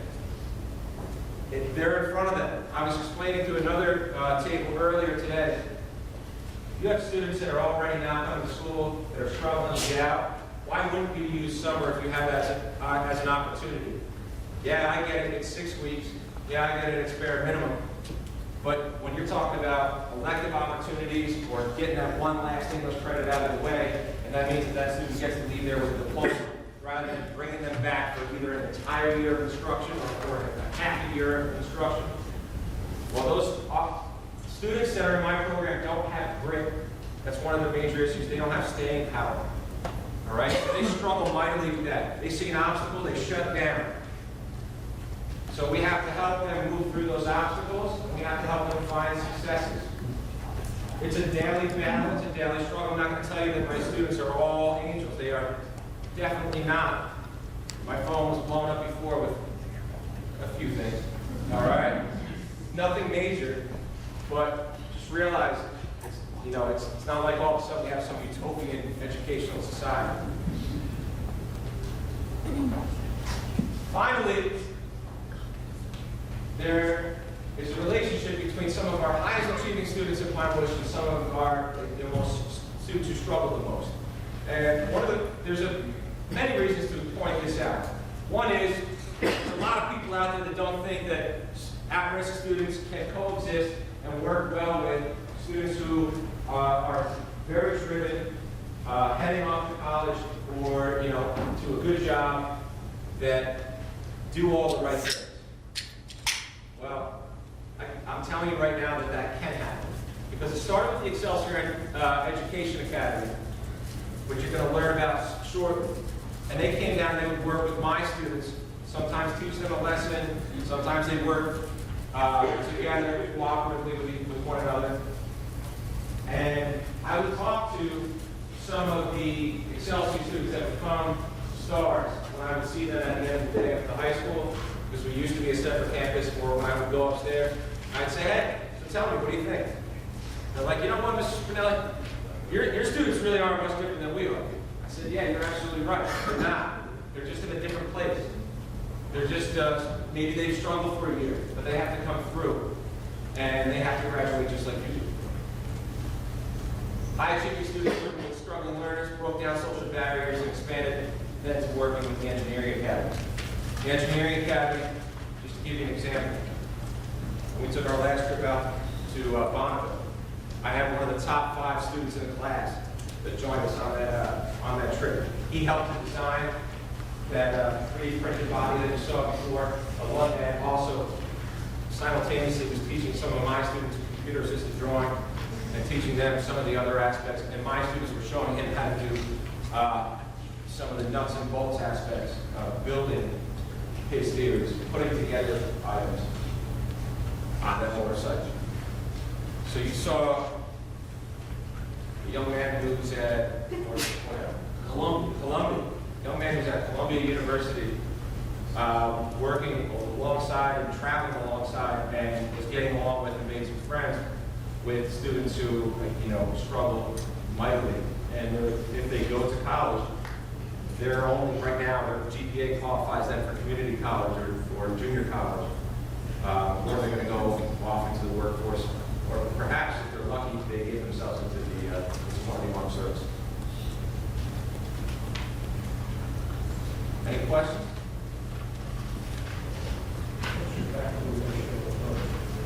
We have the question was about faculty. We have one of each content area. So we have science, math, English, social studies, and then I have one special ed teacher. So we have 5 full-time dedicated staff members, and then I share a phys ed teacher and an arts teacher with the high school. Okay, my special ed teacher, not, she does some of the obvious testing and the, test modifications as well, but she also runs our test prep program. So we specifically focus a lot of our kids on the state assessment, because that ain't come up. So you said school, is it in Pine Bush High School? Yes. How does that work as far as 90 minutes, 45 minutes, is that how their schedule runs, or how does that all? Good question. No, it's not how their schedule runs at all. The schedule is separate and apart from theirs. We actually turn the bells off. We're located in the downstairs of the building. We have a small section of classroom. And then what we did was I turned off the speakers in the classrooms for the bells, so that they're not interrupted. And then we go about same start time, same end time, but we just structure our day differently in between. It's a contained program, so it's not like my students. My students don't go and have lunch, with upstairs with the regular high school.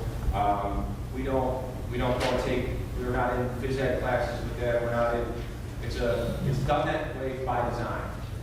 One of the major reasons is because my students like to be interacting with a smaller number of people generally. I do have students that have anxiety issues. I also have a smaller number of adults that those students are going to come in contact with. And a lot of times if you remove the number of adults, or reduce the number of adults, the potential for conflict decreases because we have a different rapport and different relationship with our kids.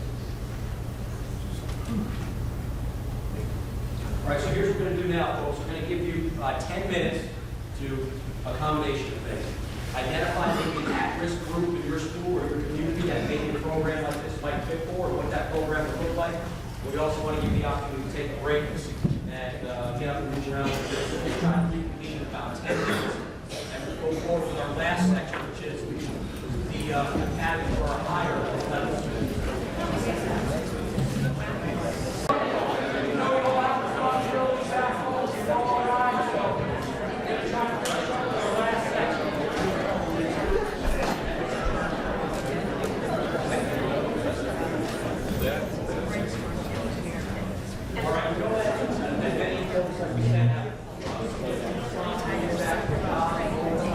And our goal is to get you out here no later than 4. So we're going to move into our last segment, which is the program that we run for our top students, not our very top students, but the upper third. And this is a program that takes place throughout the school year. How can I always talk about how can we duplicate what we do in the summer throughout the school year? And eventually it grew into something called our Excelsior program. And as you can see, the Excelsior program is all about field work, career exploration, high school credits, and the possibility of earning college credits. Our Excelsior program has various fields: law and government, which is parallel with the Leadership Academy that we did in the summer, engineering, medical, and business communication, which are our very newest program. So we'll try to get right into this, and then at the end, we'll have an opportunity to have questions and give you some information on funding and some of the potholes we want to try to avoid as we try to start the program. Okay, so we already kind of alluded to this, the benefits of Excelsior career exploration. Field work, students are leaving the building to either go on police ride-alongs, to go on hospitals, to go on rounds, to meet with local officials, sit on board meetings, things of that nature. It's for our seniors only, all right? This is very important. It's for seniors who have the ability and flexibility in their schedule to have 3 periods free. And those 3 periods are the last 3 periods of the day. So periods 1 through 6, they take their academic classes, lunch, they study all visit, whatever. And then periods 7, 8, and 9, we run a 9-period day. The last 3 periods of the day are blocked for them to be in their Excelsior program. We also find that this is an opportunity, again, to give kids the ability to be exposed to different programs, see if they actually want to pursue that in college or as a career. So the first one that we're going to talk about is the Excelsior Law and Government Academy. Again, this kind of parallels what we do in the summer, but we do it for a smaller group of seniors from September to June. And the mission statement, as you can see, is to try to promote exploration of legal careers, whether that be in court, law enforcement, legislation, so on and so forth. The current enrollment is 15. This is our third year doing this, correct? Third or fourth? Third. It's our third year doing it. First year we had 5 kids. Last year we had 7. This year we have 15. And again, this is only for high school seniors. You don't have to be in the top 5% to get this program, but you have to have passed all your Regents exams.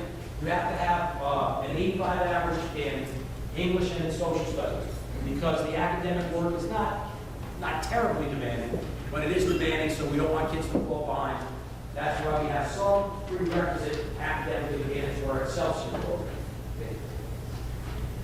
So again, I think I alluded to this already. Periods 1 to 6 during the regular classes. What do they do from 12 to 2:15 and sometimes even longer?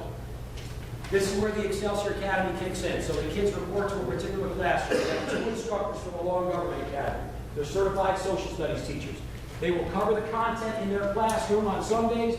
Other days, the students are turned loose to either go to, could be a county legislative board meeting. It could be that we have a guest speaker in that day. It could be that they're West Point on a field trip. One thing that we have to require of our seniors is that they have to be able to provide their own transportation.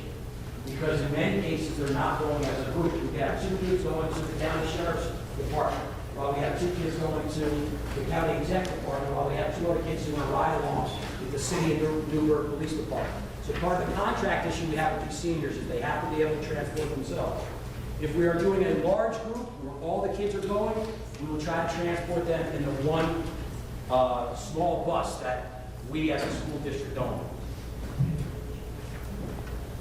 So this is a little bit of the curriculum outline. This is what we cover in the Excelsior Law and Government Academy. We start out with state and local government. We cover the same things that would get covered in U.S. history and government, but in greater depth. This is where, for example, you see political parties. It's not just the teacher talking about political parties. We actually bring in the Orange County Republican chair, the Orange County Democrat chair, or the young Republicans leaders. And we have the students be exposed to the actual players that are making policy or trying to run campaigns or trying to get elected. So the kids have the opportunity to learn from the people that are directly involved. We see things like state legislature. We have New York State senators and New York State Assembly people come in and talk to the kids, or we send the kids to their offices and have the kids actually do some work, whether they're doing phone calls or filing things of that nature. So in the second semester is when we get more into the police part and the law enforcement part. First semester is basically about government. Second is how the government then carries out the law. So this is where our students actually do ride-alongs with police officers. This is where we have our students get involved in what I refer to as alcohol stings, where our senior high school kids will go into stores and try to buy alcohol with the police department there to try to sting the stores that don't abide by the law. Our kids get very excited.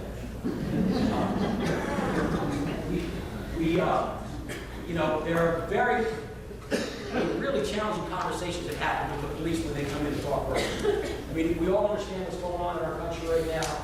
Very complicated, and it's something that very few people can handle that conversation with young Americans in a way that is not going to blow up. But we actually bring in law enforcement officials to talk to the kids about the challenges they face, and not just what you hear on the media. Very meaningful. We also do things with the police department like teaching the kids non-compliant handcuffing, compliant handcuffing, takedowns, things of that nature. We even take the kids to a firing range, teach them firearm safety with certified firearm instructors. So they get an incredible exposure to what police actually go through on a day-to-day basis. And corrections as well. You know, there are too many guest speakers to list, although we probably put 20 up there. There's another 20 or 30. Everything, again, from political supervisors to corrections officers to FBI to DEA. And these people, again, come into our school, and they may spend an hour with our students. They may spend 3 hours with our students. Or our students may go to their offices, and the kids get, again, first-hand knowledge of what's really happening out there when it comes to law and government. And if I looked at that list again the other day, and there's at least a half a dozen of those men and women are Pine Bush alums who graduated from our school years ago and are very happy to come back and give back to what their school gave them. So I'd ask that quickly. How many of you work in the school district that you attend? One thing I didn't share also was I'm a Pine Bush graduate. I went to the very school that I worked in. And I tell people all the time, they get ready. Unlike these. I mentioned some of the field trips. One of the best resources we have in our community is West Point, the United States Military Academy. All right, that's in Orange County, New York, on the Hudson River. It's a magnificent place, historically and so on. So what West Point has invited us to join in is what they call Branch Day, where the cadets actually get exposed to infantry, armor, artillery, aviation, where the cadets actually get to look at firsthand the equipment and the men and women in the United States Army that are in those different branches. Our students have been invited to go there and actually walk around with the cadets and see what it's like to be in a tank, because there's a tank there, and they get to go in and fly around and see what it's like to be in a Black Hawk helicopter and watch you take off right from the parade ground at West Point. So that's one of the really cool things, but it could be as simple as going to an assemblywoman's office and helping them organize, phone calls or letters that are coming in from the constituents about some of the problems or complaints that the constituents have. The kids don't help with the campaign stuff, but they will help with some of the day-to-day machinations of government. We also make them attend board meetings for the school board. They also have to go to court and observe what happens in court, and so on. Okay. So again, we have, as you've learned all afternoon and all morning, we have lots of partnerships, and partnerships are the key to making these things work. Our partnerships are with those various institutions, and Trey jumped ahead on me, but you can see, okay, a lot of law enforcement there, different colleges. Now, this is the first time I'm going to group with Dominican College. Dominican College is a private school in the Hudson Valley, New York. We have a partnership with them. The kids that go through the Excelsior Law and Academy get 6 credits, 6 college credits, Criminal Justice 101, Criminal Justice 102. They have to pay additional to get those credits, but it's at a reduced rate. This is just a picture of us at Branch Week at the Military Academy. The Army actually has a waterborne division. The Army actually has some significant sized vessels. That is a U.S. Army ship on the Hudson River, and that's a soldier attached to Army waterborne. And those are our Excelsior Academy students learning a little bit about what the Army does right now. So. We continued this, obviously. We saw the success of the Summer Academy. So we said, how do we bring that academy into the high school for a full year? The kids who really do have an interest in becoming doctors or nurses, etc. As you can see, our mission statement is pretty simple. I'm not going to read it because, again, I can read my audience. It's time to keep moving. 19 people we have enrolled currently. We have college credits that we're actually looking to partner with right now because we're on intro to physiology in the summer. We're currently looking at anatomy and physiology on the college level for these kids. Go ahead, Rick. Classroom work is pretty simple. It stretches out over 6-week periods. So 6 weeks of instruction, then it's rotations. Kids are actually in the field, rotating around with doctors and nurses, pediatricians, dentists, veterinarians. When I tell you these kids have experiences, it is unbelievable what I will show you going forward. If you actually look at the fieldwork opportunities, we talk about Medical Arts Regional Medical Center, we talk about we talk about local offices in our communities. And again, one of the things we really have to impart on our students is the whole HIPAA certification. The idea of confidentiality. Kids will hear and see things that they cannot go back and report to their friends or peers or put on social media. So what happens with our kids, they have really cool opportunities. You see everything from cardiology to physical therapy.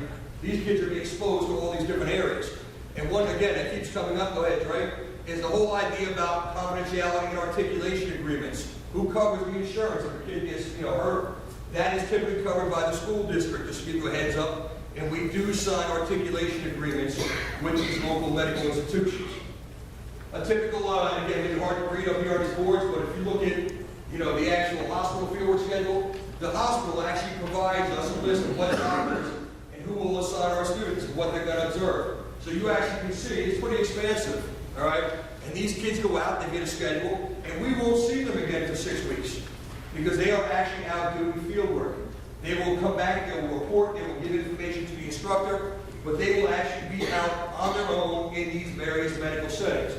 So people ask the question of, well, how do they get there? One of the things for Excelsior, these are high school seniors, we require them to either have transportation or they are part of a group of kids who will transport them.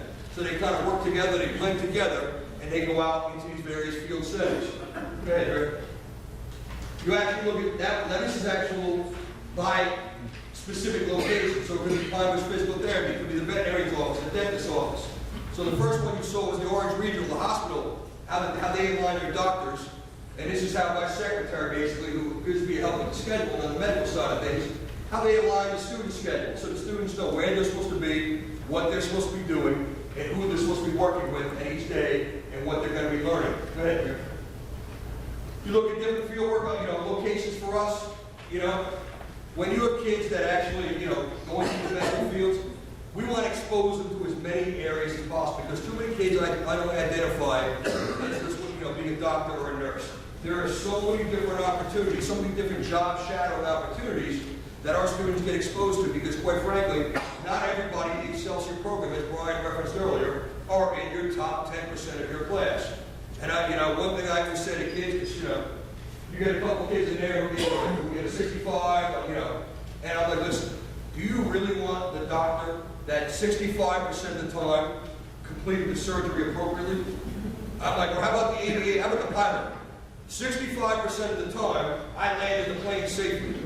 I'm like, really guys? I'm like, that's not what we expect. I'm like, we want someone who's going to come in here and work hard. If you don't have that aptitude or that goal or that drive, well then please don't push yourself into these programs.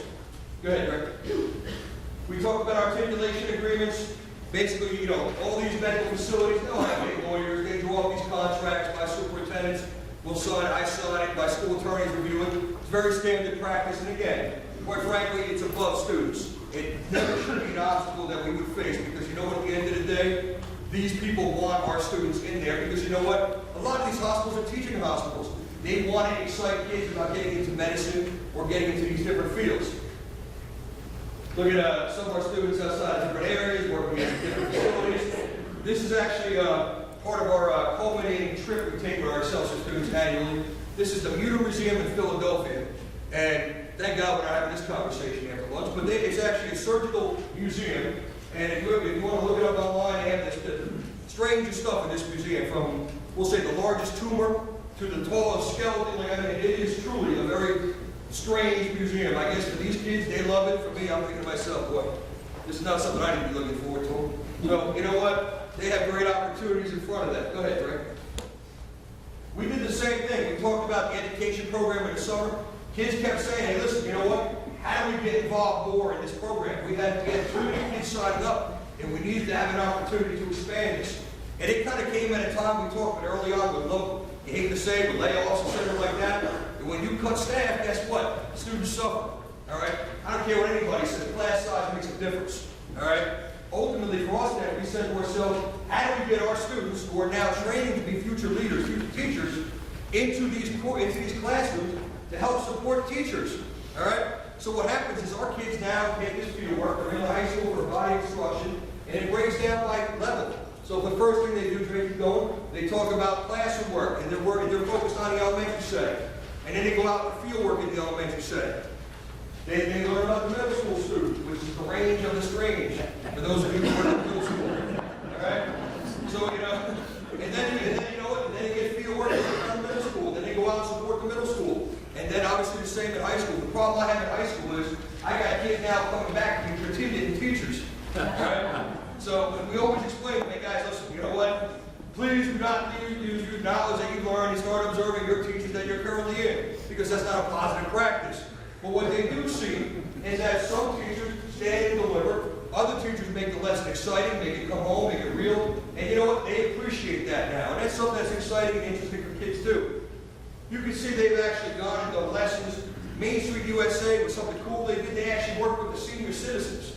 And I don't know if it's the same in Kansas, but the senior citizens in New York typically are one big no vote in terms of your budget. All right? Obviously, that's the same. All right? What we said is, listen, you know what? And unfortunately, it's kind of a charade. We reach out to the seniors, we do these big budget presentations right before the budget, and everybody knows it's a charade. So I said, listen, you know what? I don't want to be that person. I want to actually engage the seniors for no other reason than, you know what? They have something to offer. So what we did was, we actually had this big dance where the education kids put this together. We had seniors with high school seniors, and the conversations were awesome. And it was kind of real positive, and it developed into something special, because now our education kids go out and work with these seniors on a daily basis, because they do have something to offer, and their conversations are really pretty positive. You know what? This is actually perfect, because here we are today. So,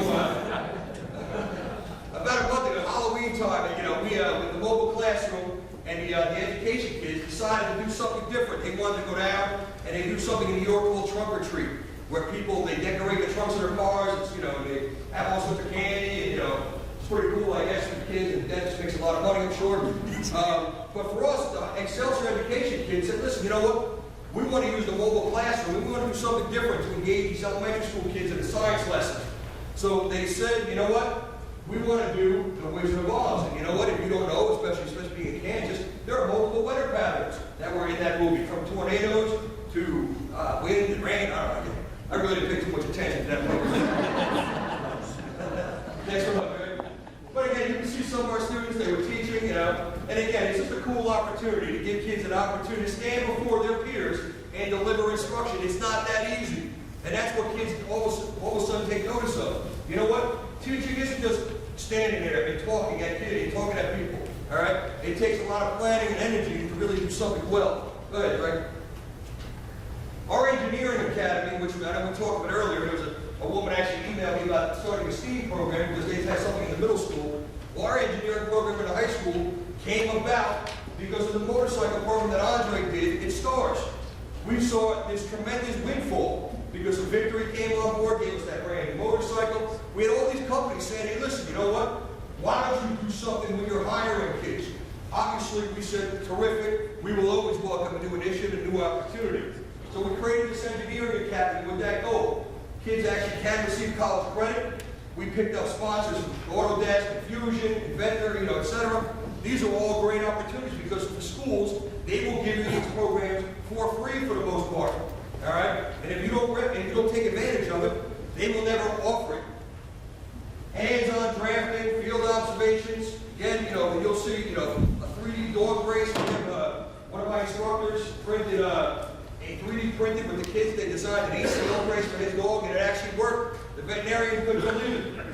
We presented, they did a walker. They built their first walker because the parent didn't have insurance for a child with CPA. It worked terrific. They've done the automated propane puncture system. That sounds strange, right? You know what these little barbecue tanks that you get, those little propane tanks that you take out to the field for hunting and fishing and camping? Well, there was a local businessman who kept saying, listen, we get these tanks back and we can't do anything because they have to be punctured, they can't, you know, etc. And the kids designed some little sprinkler thing that actually punctured the can, and it was able to then be recycled. So it was pretty cool how our kids actually got involved in designing these projects. And the last one is the sulkies. This may be something that's pretty applicable here in Kansas. We had a local business person who was into harness racing, and those are actually 2 horse sulkies. You know that the horses pull behind. I'm here from the Bronx in this conversation, right? And so ultimately, the guy said, "Listen, I want to do something totally out of the box. I want to create a horse sulky that looks like a Ford GT and a Corvette." So we had a picture, and our kids worked, you know, and designed this stuff on CAD, and then we went to Connection at Orange County Shoppers. You guys want to show Orange County Shoppers? All right, American Shoppers, yeah, it's a big show, big sham. All right, it's all scripted, it's 200 gross, nobody was bubble. All right, but it's so ultimately we ended up using some of their engineering tools, their water jet, etc., to build these custom sulkies. That gave us the seed money to start creating our engineering academy. So ultimately we sold these things back to the gentleman who gave us the sulkies. He was ecstatic because he then tried to start something, quasi-horse racing company, based upon these new sulkies. There's that 3D printed dog race on that dog. And it actually, and I'm telling you, it was strange enough, it worked. When the dog went back to the veterinarian, the ACL healed. So you think about giving kids an opportunity to do something totally different.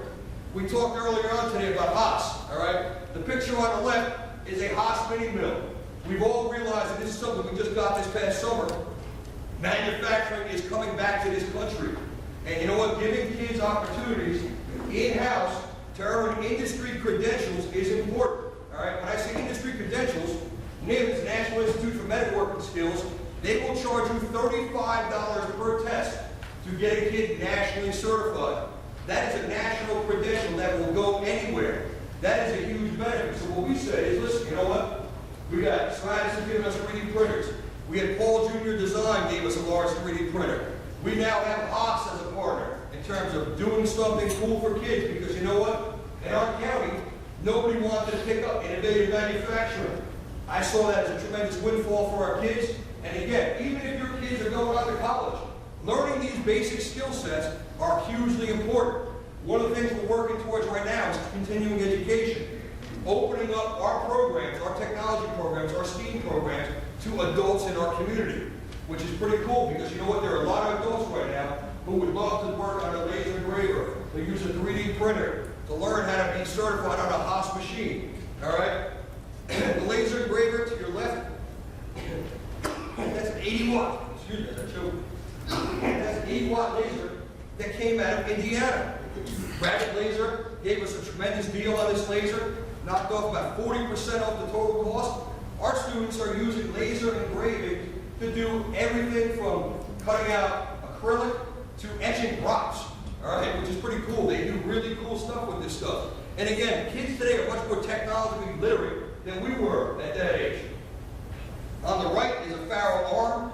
That is basically, Faro is a large company in New York State that basically designs, basically it's a laser arm which takes a 2D document, a 2D space, and puts it into 3D space.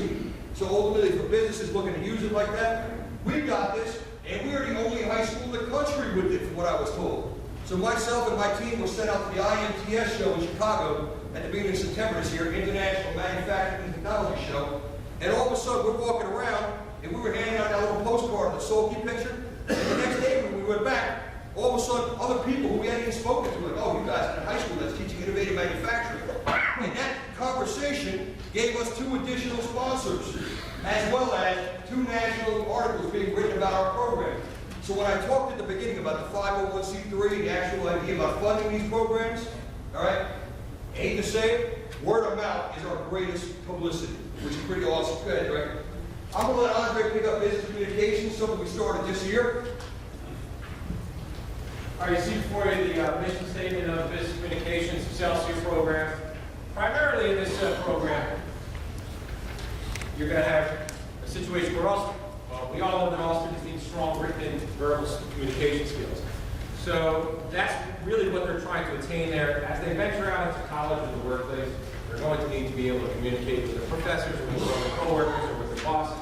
So that's one of the reasons why this exists. It also exists because all schools need positive public relations. They serve, this is a small group, as you can see, 3, student PR people. It's like our own little in-house PR firm. They cover everything from signing some national letters of intent. They're doing a domestic violence awareness video. They're also covering PTA breakfast, and they are working closely with the central administration to get the calendar of events at all schools to cover and produce press releases for our website and for local newspapers. So this is students learning these items. Through all this, students can earn 3 college credits from local community college, and they leave with a written and digital portfolio that they can take to their college or possible employer. Some of the major activities and projects for students for this would be a 5-week exam, a 10-week exam, a video presentation on a school event, a full-length news article on a school event, and a final project report, which is to cover any event that they choose from start to finish. First year of this actually came as a result of our district's own, shall I say, not such a great interaction with a real PR firm. And we said, why can't we just do this in-house? The superintendent actually has Darren and Aaron, and the superintendent helped to create the business communication objectives. Excuse me, Excelsior Academy.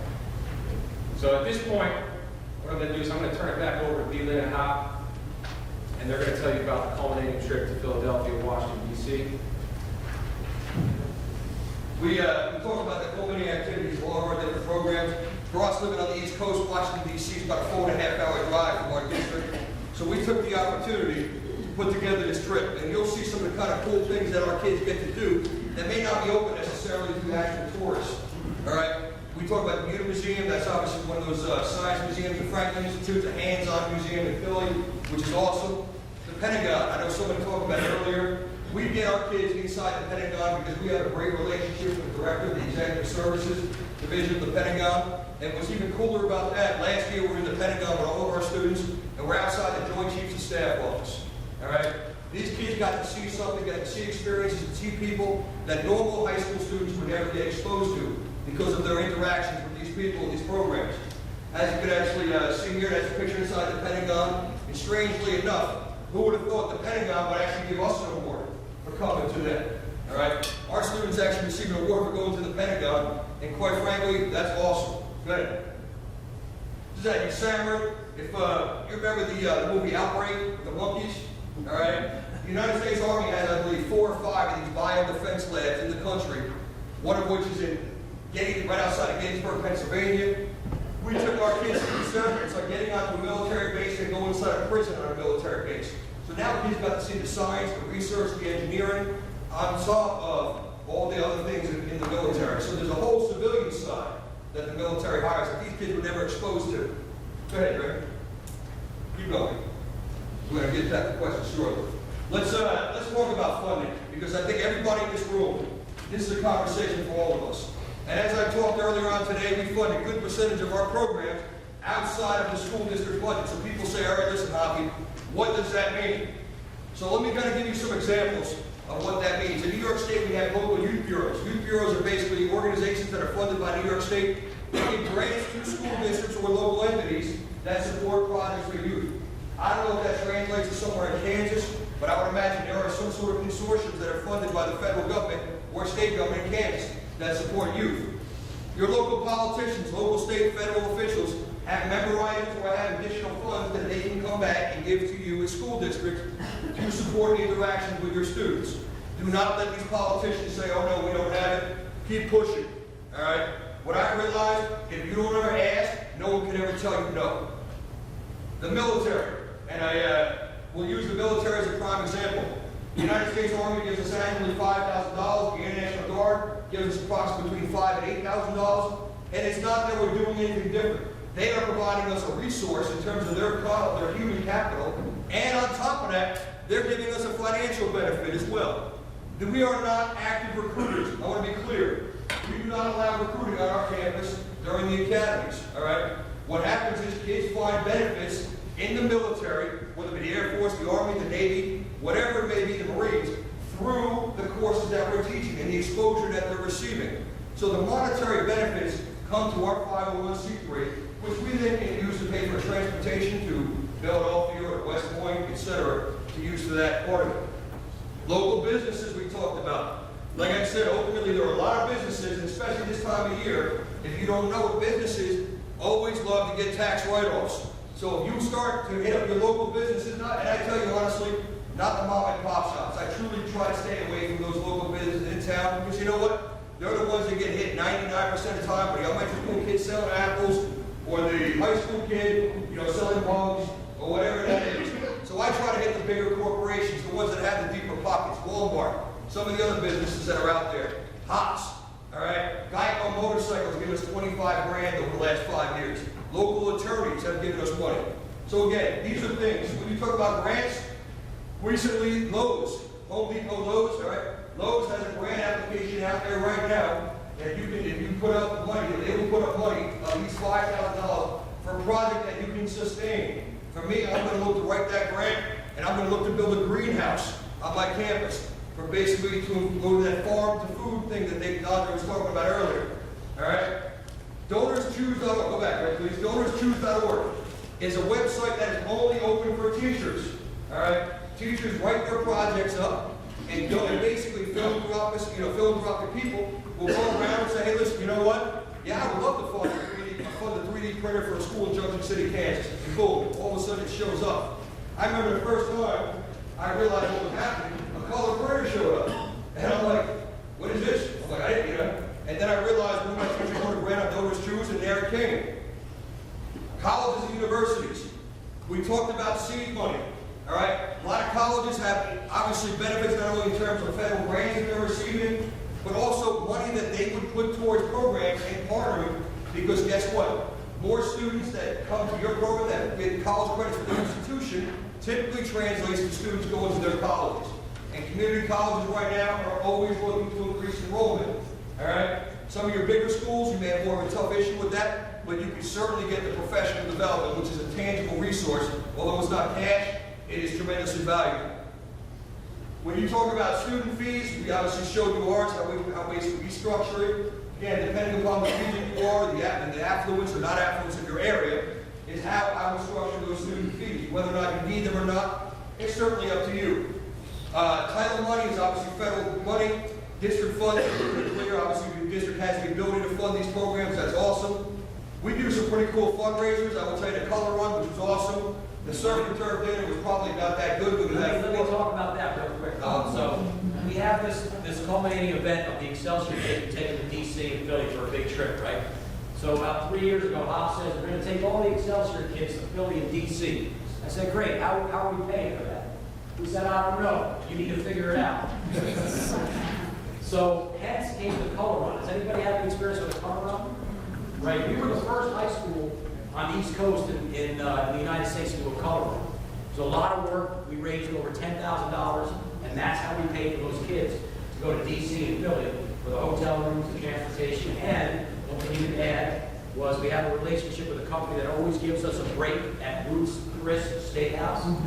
So we were able to take a bunch of high school kids to a very nice meal at Ruth's Chris with the help of some of our sponsors and some of our teammates. So thanks for dropping the color run on my plate hot. And I also heard for the first time that we have a greenhouse academy coming. So I started to say before I rudely interrupted about that surf and turf dinner, and I'm going to tell you this very candidly, that is something that I would not advise, especially if you're 4 males who have no idea how to cook or set tables, all right? And that was something we learned the hard way. Myself, Ryan, Andre, one of my other assistant principals, we said, hey, listen, we're going to do this great surf and turf dinner. We ordered silverware or this and that, and I will tell you, I will never, ever do that again, all right? So unless you have some real understanding of how etiquette and napkin folding and all this other stuff is, you know what, that's not for us. Corporations we talked about in the back, right? You'll see up there, obviously, some of the corporations we partner with. You saw a bunch of them over the course of the day today as well. But all these corporations have different arms that they will write grants for, or that want to give back money for tax purposes, all right?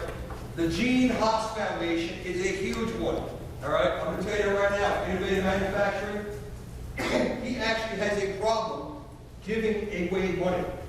I say that sincerely, all right? End of the year, he has a problem giving away money, all right? That's something that you should be taking into consideration because not only can you get student scholarships, all right? We have just received, just for showing up at the INTS show in Chicago, we received a check for $1,000 for student scholarship just because we showed up, all right? That's a great opportunity. Individuals, like I said, there are people in your community who have connections to your schools who want to give back to your schools. They've graduated your schools. They're a local attorney in your town. They see value in working with children. Those are also opportunities for possible funding sources. Okay, Rick. Brian referenced the color run. You know, that was a great opportunity for our kids. And really, on some level, it really brings the community together. It's run by us for our Excelsior students. They actually do all the work for the most part, getting it set up, doing the advertising, doing all that stuff. They run the stations. And you know what? It's a cool opportunity. And for us, you talk about the Army partnership. The Army comes up with such a little option for ourselves, so we have a little junior color run that kids run as well. Okay. One of the things that we want to talk to you guys today about at the end of the day is here, lessons learned. Some of the mistakes that we made along the way that we wanted to make sure that we impart to you guys or anybody else that we work to about creating these programs. Ryan referenced earlier about checking the ego at the door. Use that as a law cap as an example. If we let the military take over, we're running basic training, all right? If we let the police take it over, guess what? We have a little police academy going on. We let the teachers take it over, guess what? There's nothing different than what we have during our regular school year. So make sure that whoever is running these programs can manage the strong personalities that come out of these people as well, because again, someone has to still be in charge. We make decisions that are very clearly in the best interest of kids. I say that all the time, because it makes it very easy. So when a staff member says, Hoppy, listen, I got a lot off 9 period a day next year, because quite frankly, I make decisions that are good for kids. I don't make schedules that are good for teachers. Beware of individual agendas, all right? People come with their own personal views, their own personal agendas, all right? If you know what they are in the front end, be careful, be smart about it. Someone may say, hey, listen, you know what? I want to start an academy in this community that totally does not jive with your community, or that totally will not fly in your area. just be smart about what people's agendas are. Know your limitations.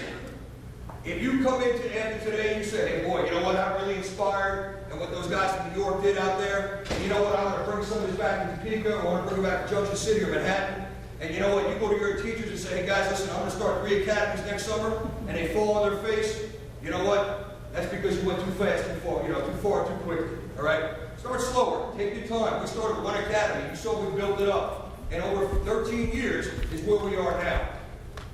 Be flexible. You will have times when all of a sudden you're expecting the Department of Education, so-and-so to come, or the FBI to come, or this person to come, and they can't come.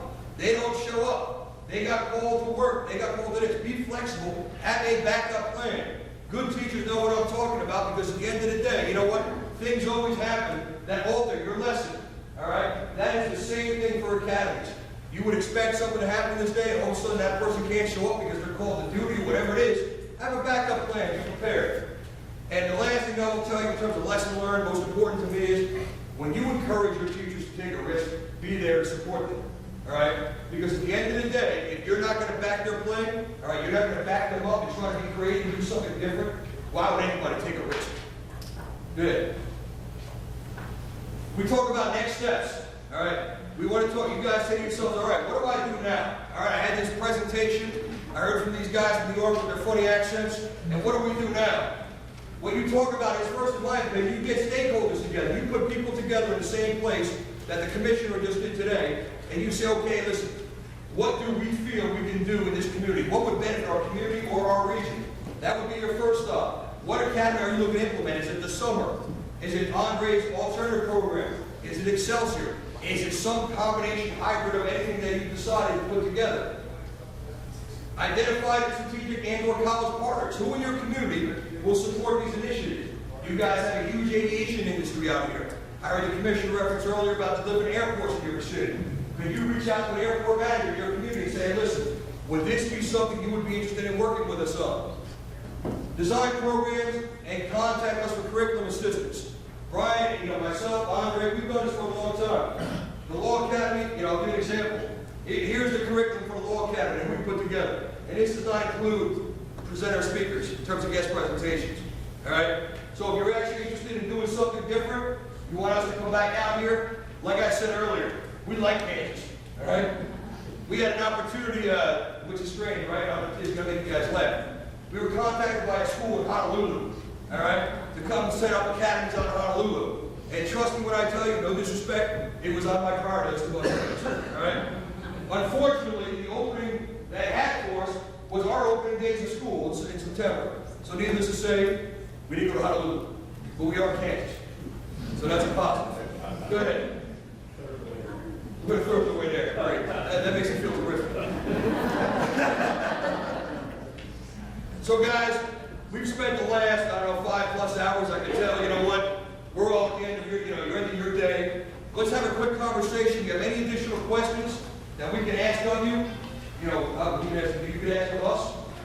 Ultimately, we are here, all right? We're very approachable. If you shoot myself or Brian or Andre an email, we will get back to you. You can call us. If you want us to come back out here, we have no problem coming out here. We have plenty of vacation days. And you know what? That's all good. Any questions? Yeah, you guys like my fact. Now, go ahead. I respect your enthusiasm and work ethic. It's awesome. I mean, there's a lot of academies that you've got going on. Is there a point where you're afraid that even in the best interest of kids, that it can become too much, too many? Like jack of all trades and master of none? So kind of like a saturation point. You know what? How do you avoid that? Is by capping numbers. So instead of taking 150 kids in all these different programs, each one is specific. So the Science Academy, we don't take any more than 25 kids, just because of the logistics of the program. Depending upon what you are and what you're looking to do, and really on your student interest. So what we've figured out is when an academy runs its course, or a course in our high school, in essence runs its course and is no longer an engaging course or it's not relevant, we dump it. All right? We come up with something new. Right now, like I said, my goal this next summer is to put in a STEAM Academy. All right? And if that becomes, like I said, we got rid of our education academy during the summer. because we modified it, put it during the year.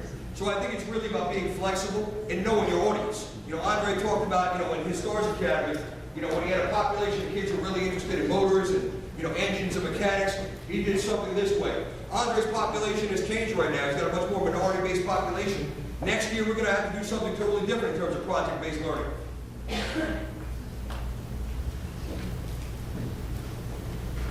That's it? Awesome. All right, guys, thank you very much. I appreciate your time.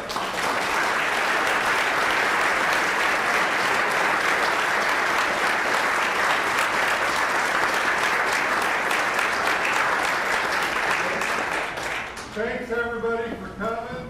I don't want to hold you up, because most of you that know me know that there's nothing riveting coming out of my mouth here.